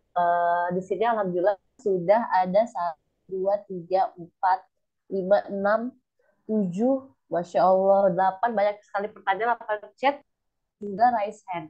Nah, untuk yang mau raise hand tadi, oleh Ukti Herdian Indah Puspita, jika ingin jadi nanya langsung dengan saja ini, bisa raise hand kembali biar kita aktifkan lagi. Oke, Ukti Herdian Indah Puspita, silakan diaktifkan kamera dan juga di unmute dan silakan bertanya langsung kepada saja ini. Silakan.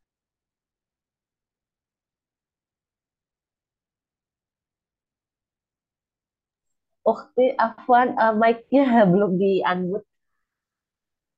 Oke, ya, terima kasih Ustazah. Saya mau tanya terkait tadi ya tata cara untuk terkait hal-hal yang membatalkan wudhu gitu ya. Eh, Kalau kayak ayah saya itu pernah ya, dia tuh dengan udah wudhu gitu, terus dia ketemu apa pas papasan sama ibu saya gitu kan di lorong yang agak sempit gitu, dia juga nggak mau ini apa namanya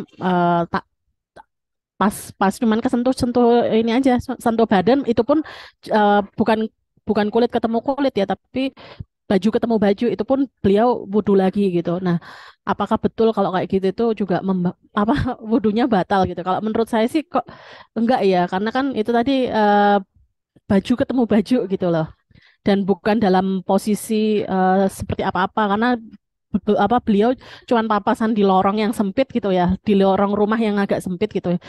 Itu aja. Makasih Ustazah. Ya, dipersilakan untuk jawab langsung oleh saja ini. Pada dasarnya persentuhan kalau tidak terjadi kulit dengan kulit itu tidak membatalkan sih. Misalnya terjadinya di lorong gitu kan, persentuhan tubuh dengan tubuh istri, tapi tidak tersentuh kulit. Kok ayah saya wudhu lagi ya?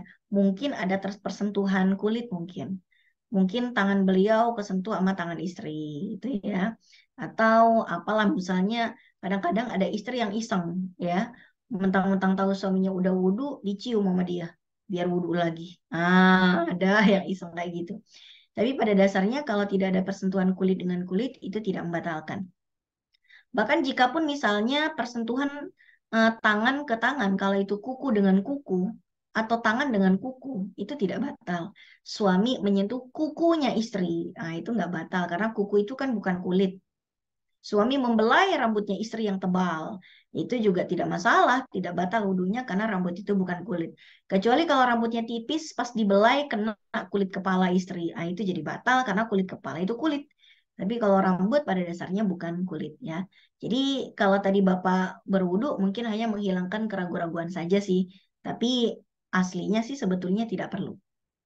Oke. Baik, lanjut pertanyaan di kolom chat dari Ukti Zariasnel. Assalamualaikum, mau tanya Ustazah, saya pernah dengar kalau untuk membasuh kepala itu yang dibasuh kulit kepalanya bukan rambut. Bagaimana pendapat Ustazah? Jazakillah khair. Ya, kalau mau lebih afdal lagi memang kulit kepala. Tapi rambut itu masih masuk dalam kategori kepala. Jadi kepala itu bisa kulit kepala atau apa yang tumbuh di atasnya. Ya, kalau misalnya saya ambil pendapat yang kulit kepala aja, monggo, afdol itu malah.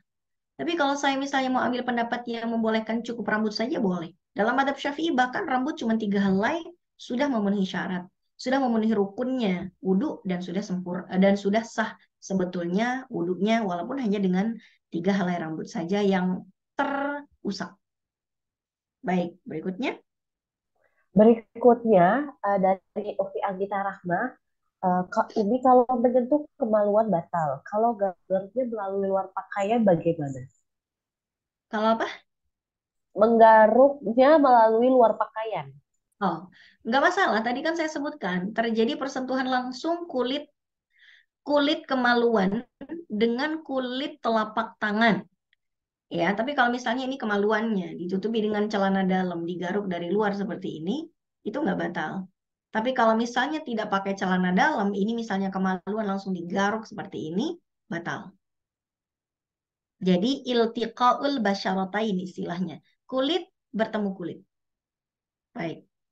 Ya, berarti konsepnya itu selama tidak bersentuhan dengan kulit itu tidak membatalkan wudhu ya Ustazah.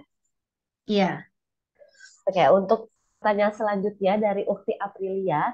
Bismillah, izin bertanya Ustazah, apakah larangan melafazkan Quran saat haid juga berlaku untuk muslimah yang sedang dalam program menghafal Quran, misalnya di pondok? Apakah menyentuh mushaf di pondok lagi ngapalin Quran ya? Iya, Iya, dalam keadaan. kalau tidak dalam kondisi haid, lalu mau menghafal Al-Quran tanpa menyentuh mushaf, silakan saja ngapalin doang, tapi nggak pegang mushaf. Ya, asalkan nggak haid ya, nggak haid. Nah, kalau dalam kondisi haid, melafatkan yang nggak boleh, megangnya juga nggak boleh. Tapi kalau tadi pertanyaannya, kalau kita lagi di pondok lagi ngapal Quran, kitanya sih nggak haid, cuman kan kita harus pegang mushaf. Apa salahnya untuk berwudu dulu? Ya memang harus berwudu dulu. Itu sih nggak ada perbedaan pendapat kalau soal memegang mushaf. Semua ulama sepakat bahwa wanita yang tidak dalam kondisi memiliki wudu itu memang nggak boleh menyentuh mushaf. Baik untuk keperluan tilawah atau tahfiz atau untuk apapun kecuali dalam kondisi darurat pasti. Ada Quran jatuh dari lemari rak buku gitu kan, nggak ada siapa-siapa dan kita nggak mungkin atau misalnya kita melihat ada Quran terjatuh di jalanan. Kalau nunggu kita wudhu dulu cari toilet dulu keburu ditendang-tendang kali itu. Ya daruratnya kita boleh memindahkan tapi sebisa mungkin tidak dengan langsung tangan kita yang menyentuh mushaf, mungkin kerudung kita jadi pelapisnya, atau kita mengambil tisu dan sapu tangan sehingga tidak tersentuh dengan tangan kita langsung. Tapi yang paling baik tentu kita berwudu dulu biar lebih bebas menyentuh mushaf tersebut. Oke, Berikutnya. Berikutnya ada pertanyaan yang sama. Ustazah, Assalamualaikum Ustazah, semoga Allah merahmati Ustazah dan seluruh keluarga Ustazah. Saya mau bertanya, apakah saat haid boleh membaca Al-Quran di HP dengan tujuan zikir atau murojaah hafalan? Dan yang kedua, jika kita mengikuti wudhu dengan mazhab Syafi'i, apakah sebuah ibadah juga wajib mengikuti mazhab Syafi'i seperti sholat atau membaca Al-Quran saat haid?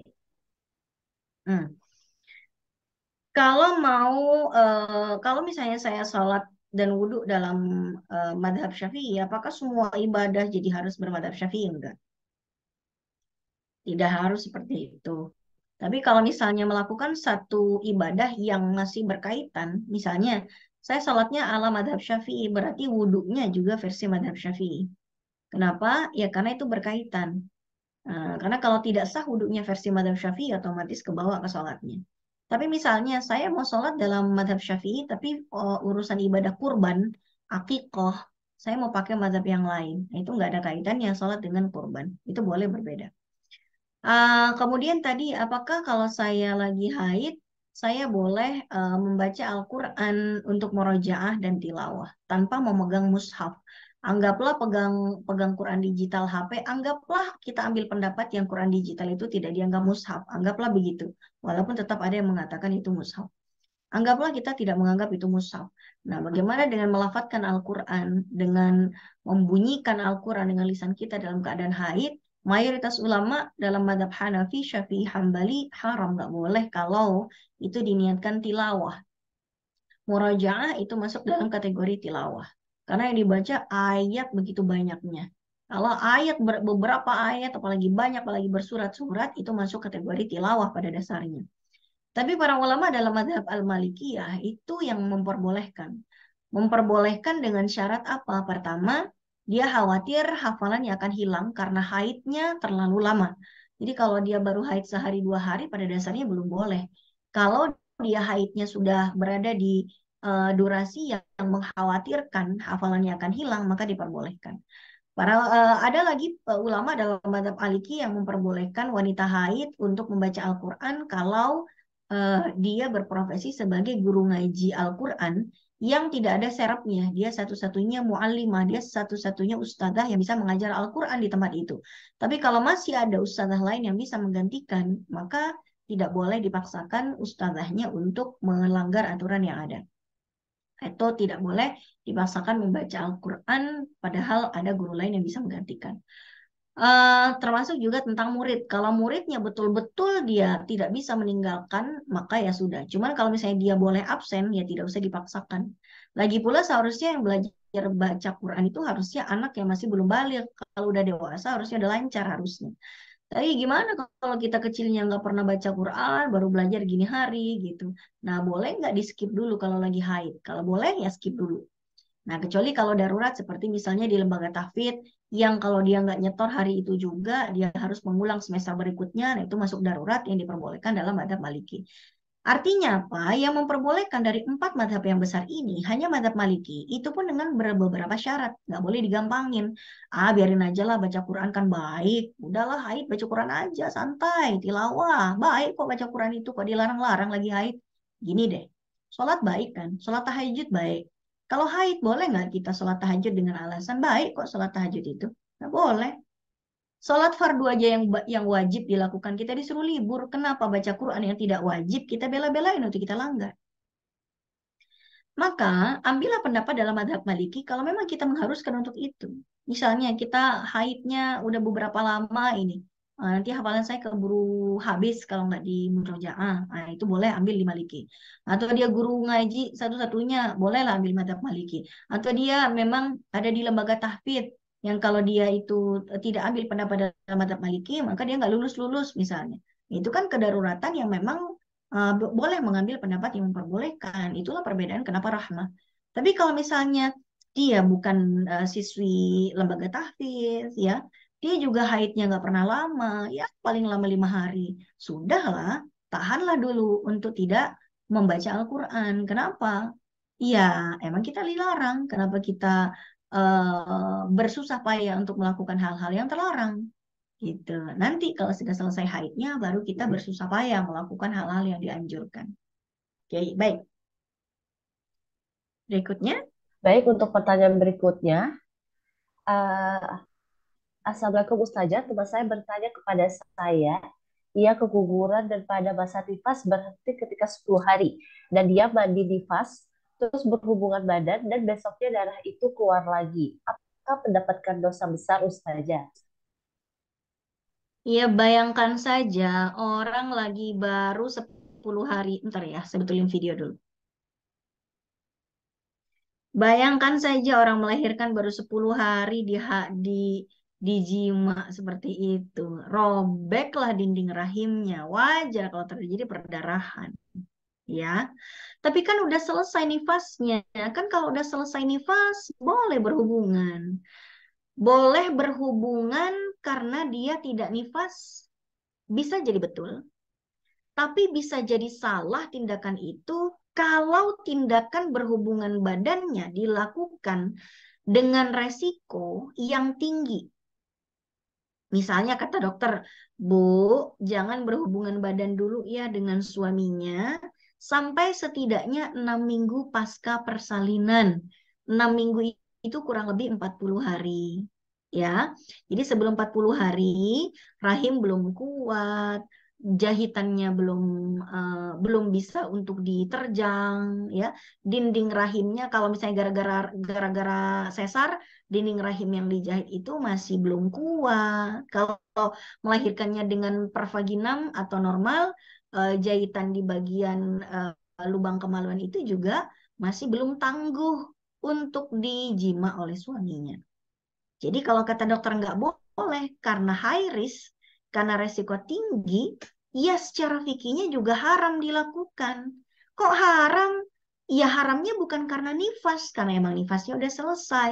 Tapi haramnya karena melakukan tindakan yang menyebabkan celaka. Wala tulqu biaidikum ila tahlukah. Jangan ceburkan diri kalian pada perbuatan yang mencelakai. Dalam satu hadis juga disebutkan la darara wala dirar. Tidak boleh kita melakukan tindakan yang membahayakan diri kita sendiri atau membahayakan orang lain. Maka jamaah sekalian, kalau nifasnya sudah selesai sebelum 40 hari, memang kita wajib mandi, wajib sholat, wajib puasa, tapi urusan berhubungan badan, tolong minta dulu opini dari dokter. Karena itu kaitannya dengan kesehatan. Kalau dokter bilang nggak apa-apa Bu, zaman sekarang jahitan mah udah bagus. Silakan aja mau berjima ibu sekarang nggak apa-apa. Oke, jadi boleh. Tapi kalau kata dokter no, no, no. Sebelum 6 minggu nggak boleh. Tidak diperbolehkan karena bisa beresiko perdarahan tinggi bla bla. Perdarahan pasca persalinan itu bisa menyebabkan kematian loh. Nggak main-main. Jadi mintalah nasihat pada dokter dan ahli kesehatan yang ada di bidangnya, ya. Oke, apakah dosa dan lain sebagainya? Ya kalau memang sudah tahu istrinya akan beresiko perdarahan seperti itu masih digasak juga ya dosa dong, gitu kan. Tapi kalau misalnya, aduh kita nggak tahu nih, tahunya nggak nifas, pokoknya berhubungan badan, ya Bismillah, mudah-mudahan Allah mengampuni dengan segala resikonya tadi. Kasihan tentu ibunya. Baik. Baik, untuk pertanyaan selanjutnya, Ustazah, jika di selimut atau spray atau kasur ada bekas sperma, harus mandi junubkah? Dan pada saat kondisi hamil, keputihan banyak ya Ustazah. Apakah membatalkan wudhu pada saat melaksanakan sholat? Kalau di spray itu ada air mani, apakah kita wajib mandi atau tidak? Tergantung itu air mani siapa, Bu? Air mani istri apa air mani suami, kan begitu. Kalau mereka tidak melakukan hubungan badan di malam itu, tiba-tiba ada sperma di kasur, ya kalau itu sperma kita, kalau kita tidurnya pakai celana dalam, kan nggak mungkin tembus ke kasur. Biasanya ada sperma di selimut atau di spray ketika terjadi hubungan badan suami istri yang tentunya dua-duanya nggak pakai celana dalam dong, ya kan? Nah, kalau masing-masing pakai celana dalam, ada cairan di kasur, sperma siapa itu? Kan gitu. Jadi intinya kalau sperma atau air mani kan dalam madzhab Syafi'i itu tidak najis. Tapi kalau misalnya terjadi, intinya keluar contohnya jangan di kasur atau selimut deh, agak doesn't make sense ya. Mungkin di celana dalam itu lebih make sense. Misalnya kita bangun tidur di celana dalam kita kok ada cairan yang seperti air mani ya.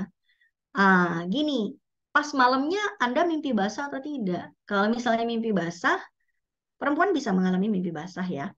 Kalau misalnya dia lama tidak berhubungan dengan suaminya, seorang perempuan bisa bermimpi berhubungan badan dengan suaminya dan keluar air mani. Kalau memang itu terjadi, maka dia mandi junub, mandi besar.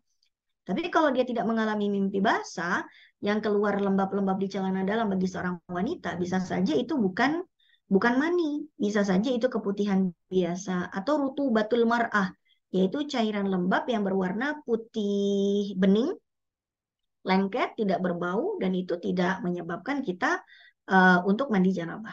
Ya, tapi kalau itu misalnya, mohon maaf suaminya tidak pakai celana dalam gitu kan, lagi tidur, ditutup dengan selimut, kok tiba-tiba di selimut itu ada sperma, ya mungkin beliau lagi mimpi basah mungkin, jadi ya beliau yang wajib untuk mandi janabah, istrinya tidak. Kenapa? Yang keluar air mani siapa?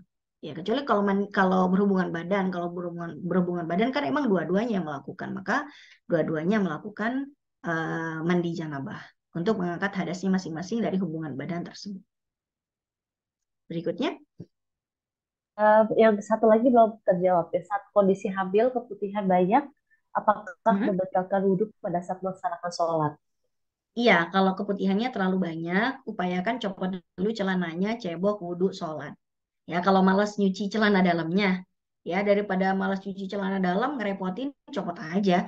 Berarti sholatnya nggak pakai celana dalam dong. Ya udah, daripada pakai celana dalam tapi ngerepotin tuh ada keputihannya, ya kan, copot aja. Ntar kalau habis sholat mau dipakai lagi celana dalamnya silakan, kalau nggak geli. Kalau geli ya ganti aja celana dalamnya. Gitu kira-kira.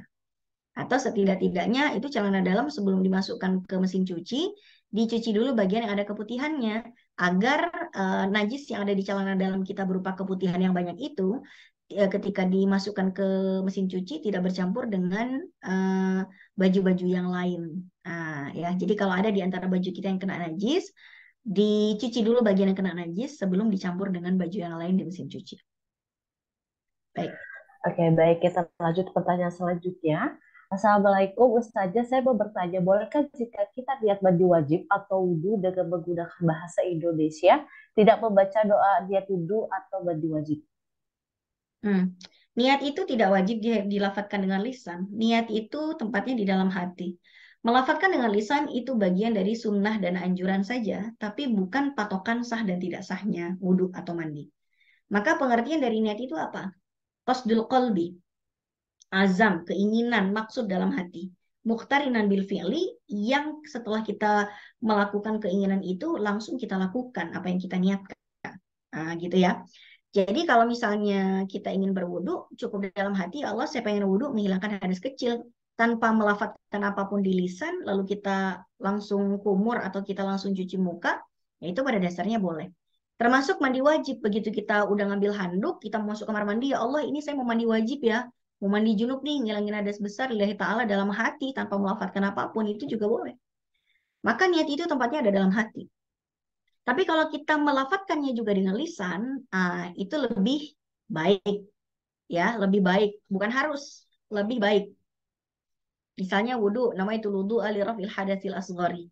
Atau misalnya ketika kita mau mandi janabah, nawaitu ghuslal janabah fardhan lillahi ta'ala. Silakan saja, mau dibaca dengan lisan atau tidak, wudhu dan mandi janabah kita tetap sah selama kita meniatkannya di dalam hati.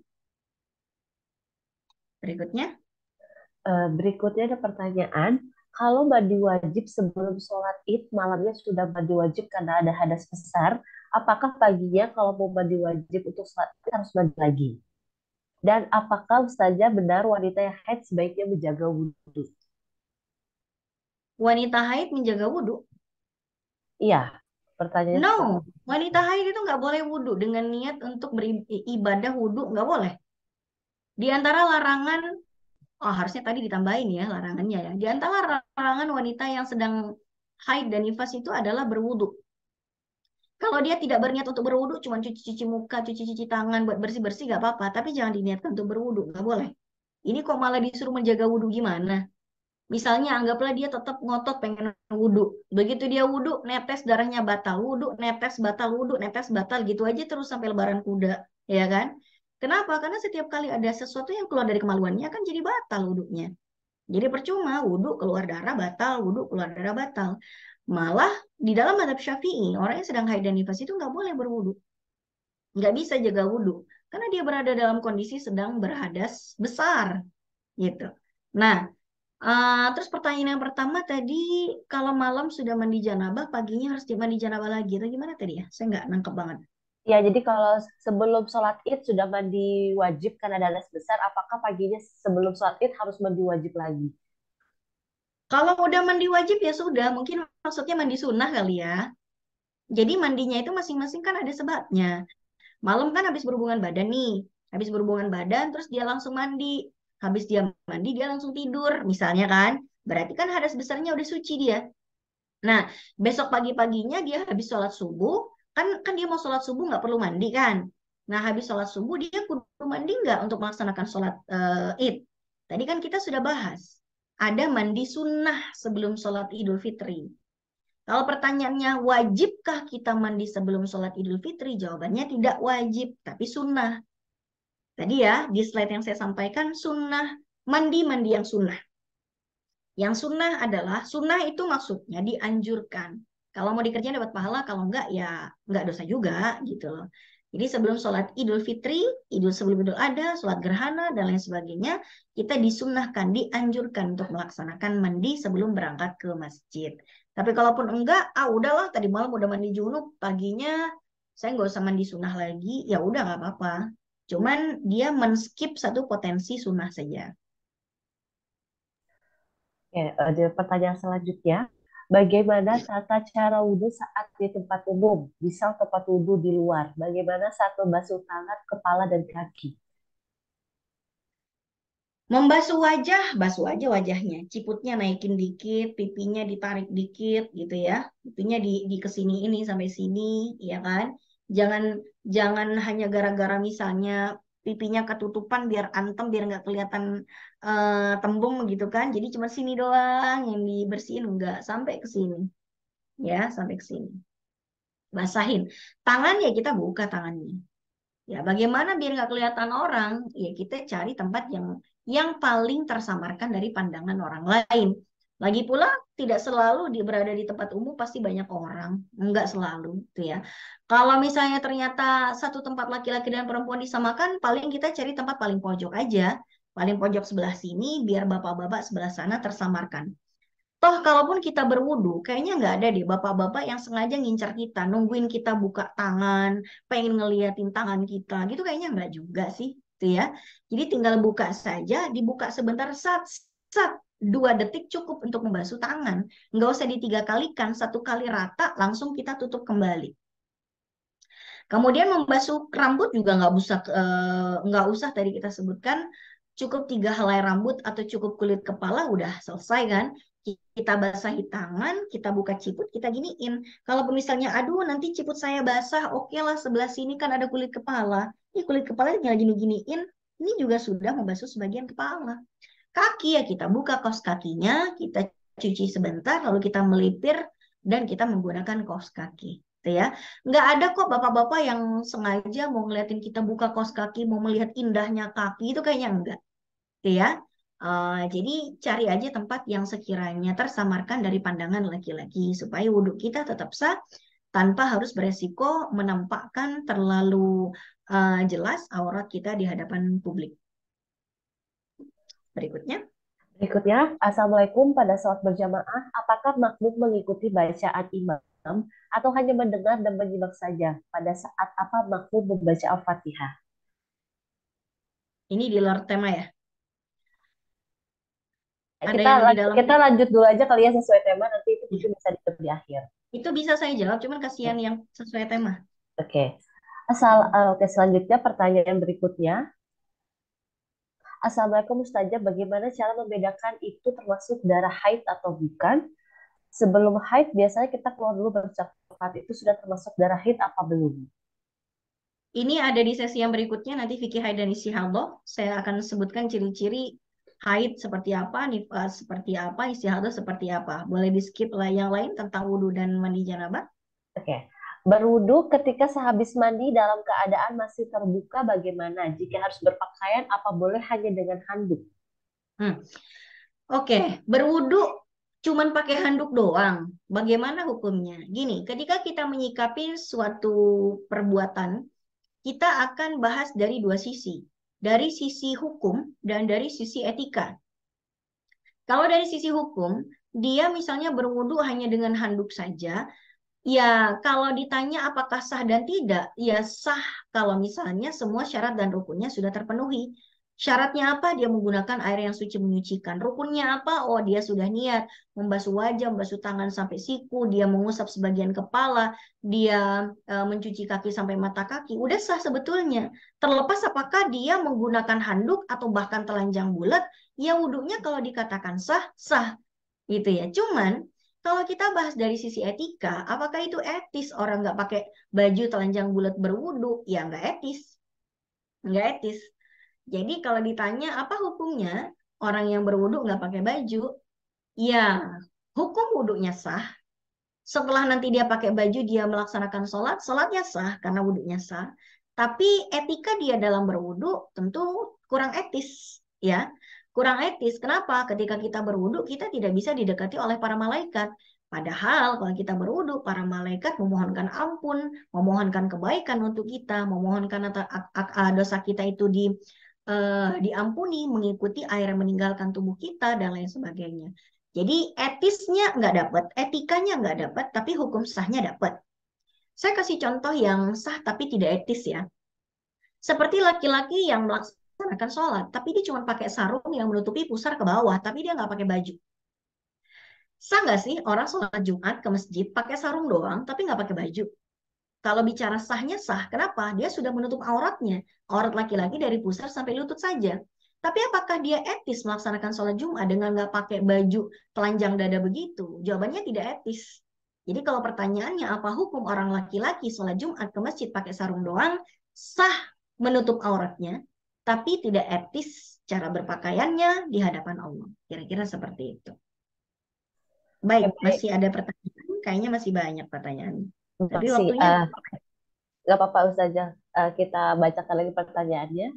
Jika keluar cairan bening setelah membaca sesuatu yang membuat kita terangsang, apakah harus mandi Ustazah? tergantung itu mani atau madhi. Kalau itu madhi nggak wajib. Misalnya membaca sesuatu dan bikin terangsang, harusnya nggak usah dibaca. Lagian membaca sesuatu yang bikin terangsang gitu. Baca apalah itu. Jangan-jangan baca sesuatu yang tidak seharusnya. Tapi kalaupun misalnya tetap dilakukan, terlepas membaca atau melihat hal-hal yang tidak seharusnya itu, terlepas hukumnya seperti apa. Tapi kalau keluar cairannya seperti apa? Kalau itu keluarnya perlahan, mengikuti syahwat, begitu syahwatnya naik, keluar perlahan, perlahan, perlahan sampai basah. Itu ciri-ciri madhi.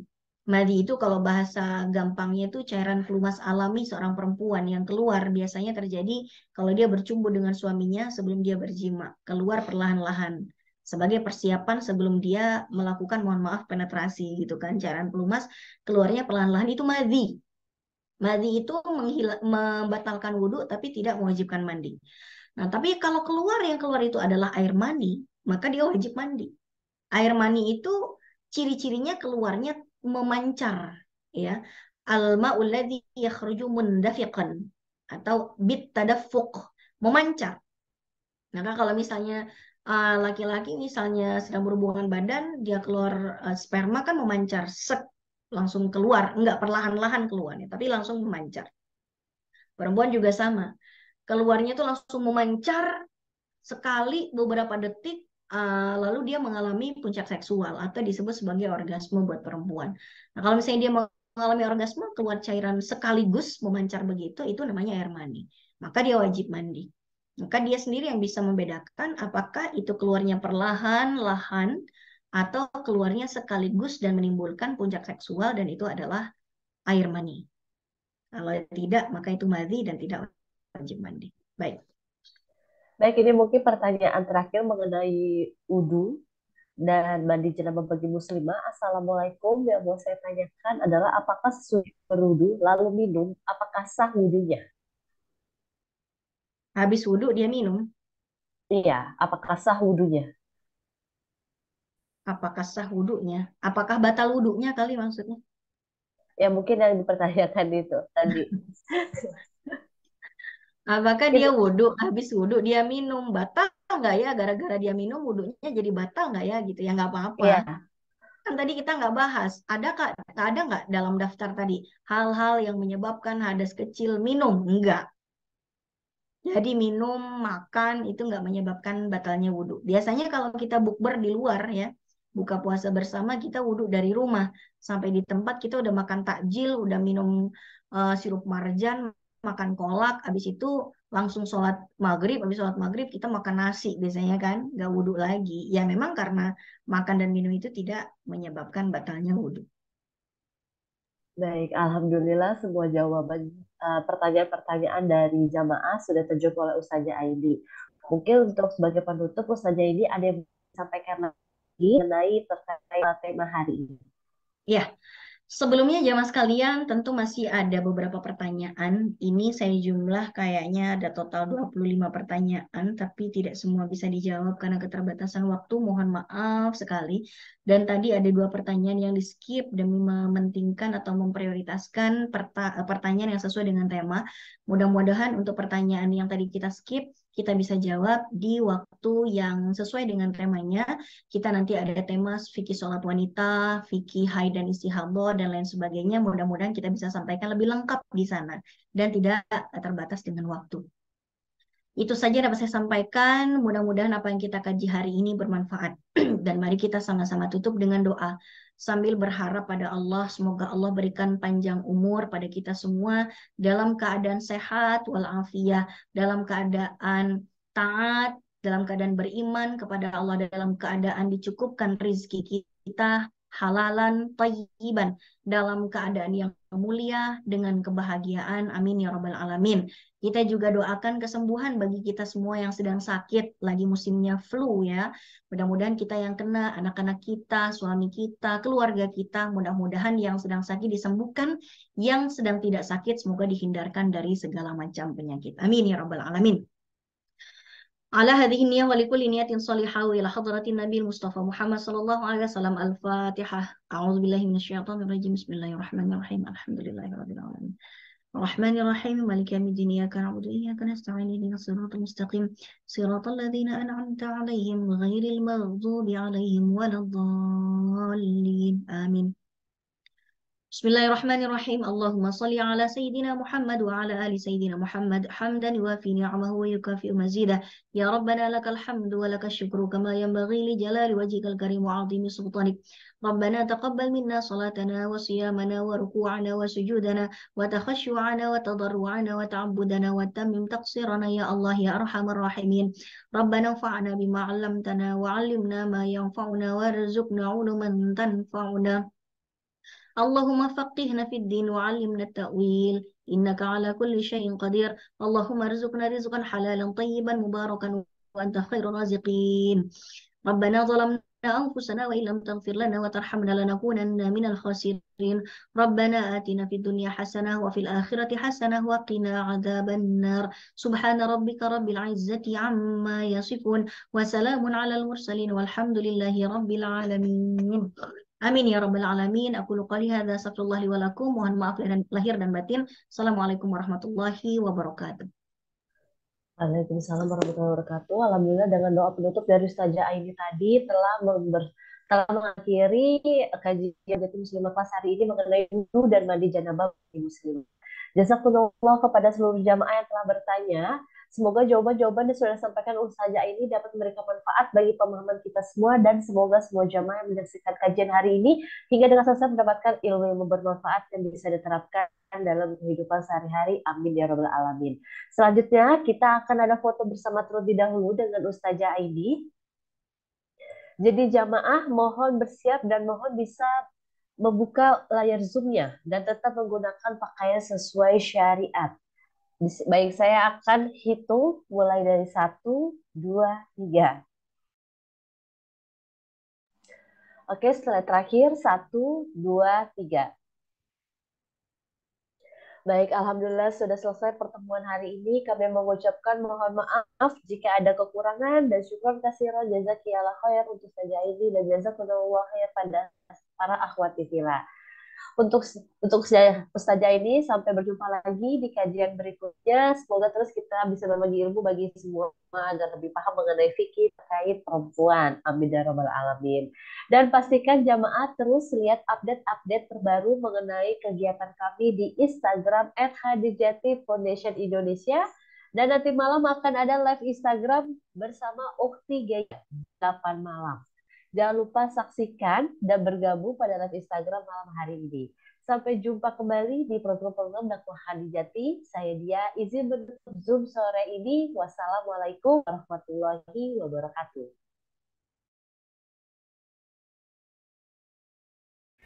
Sadaqallah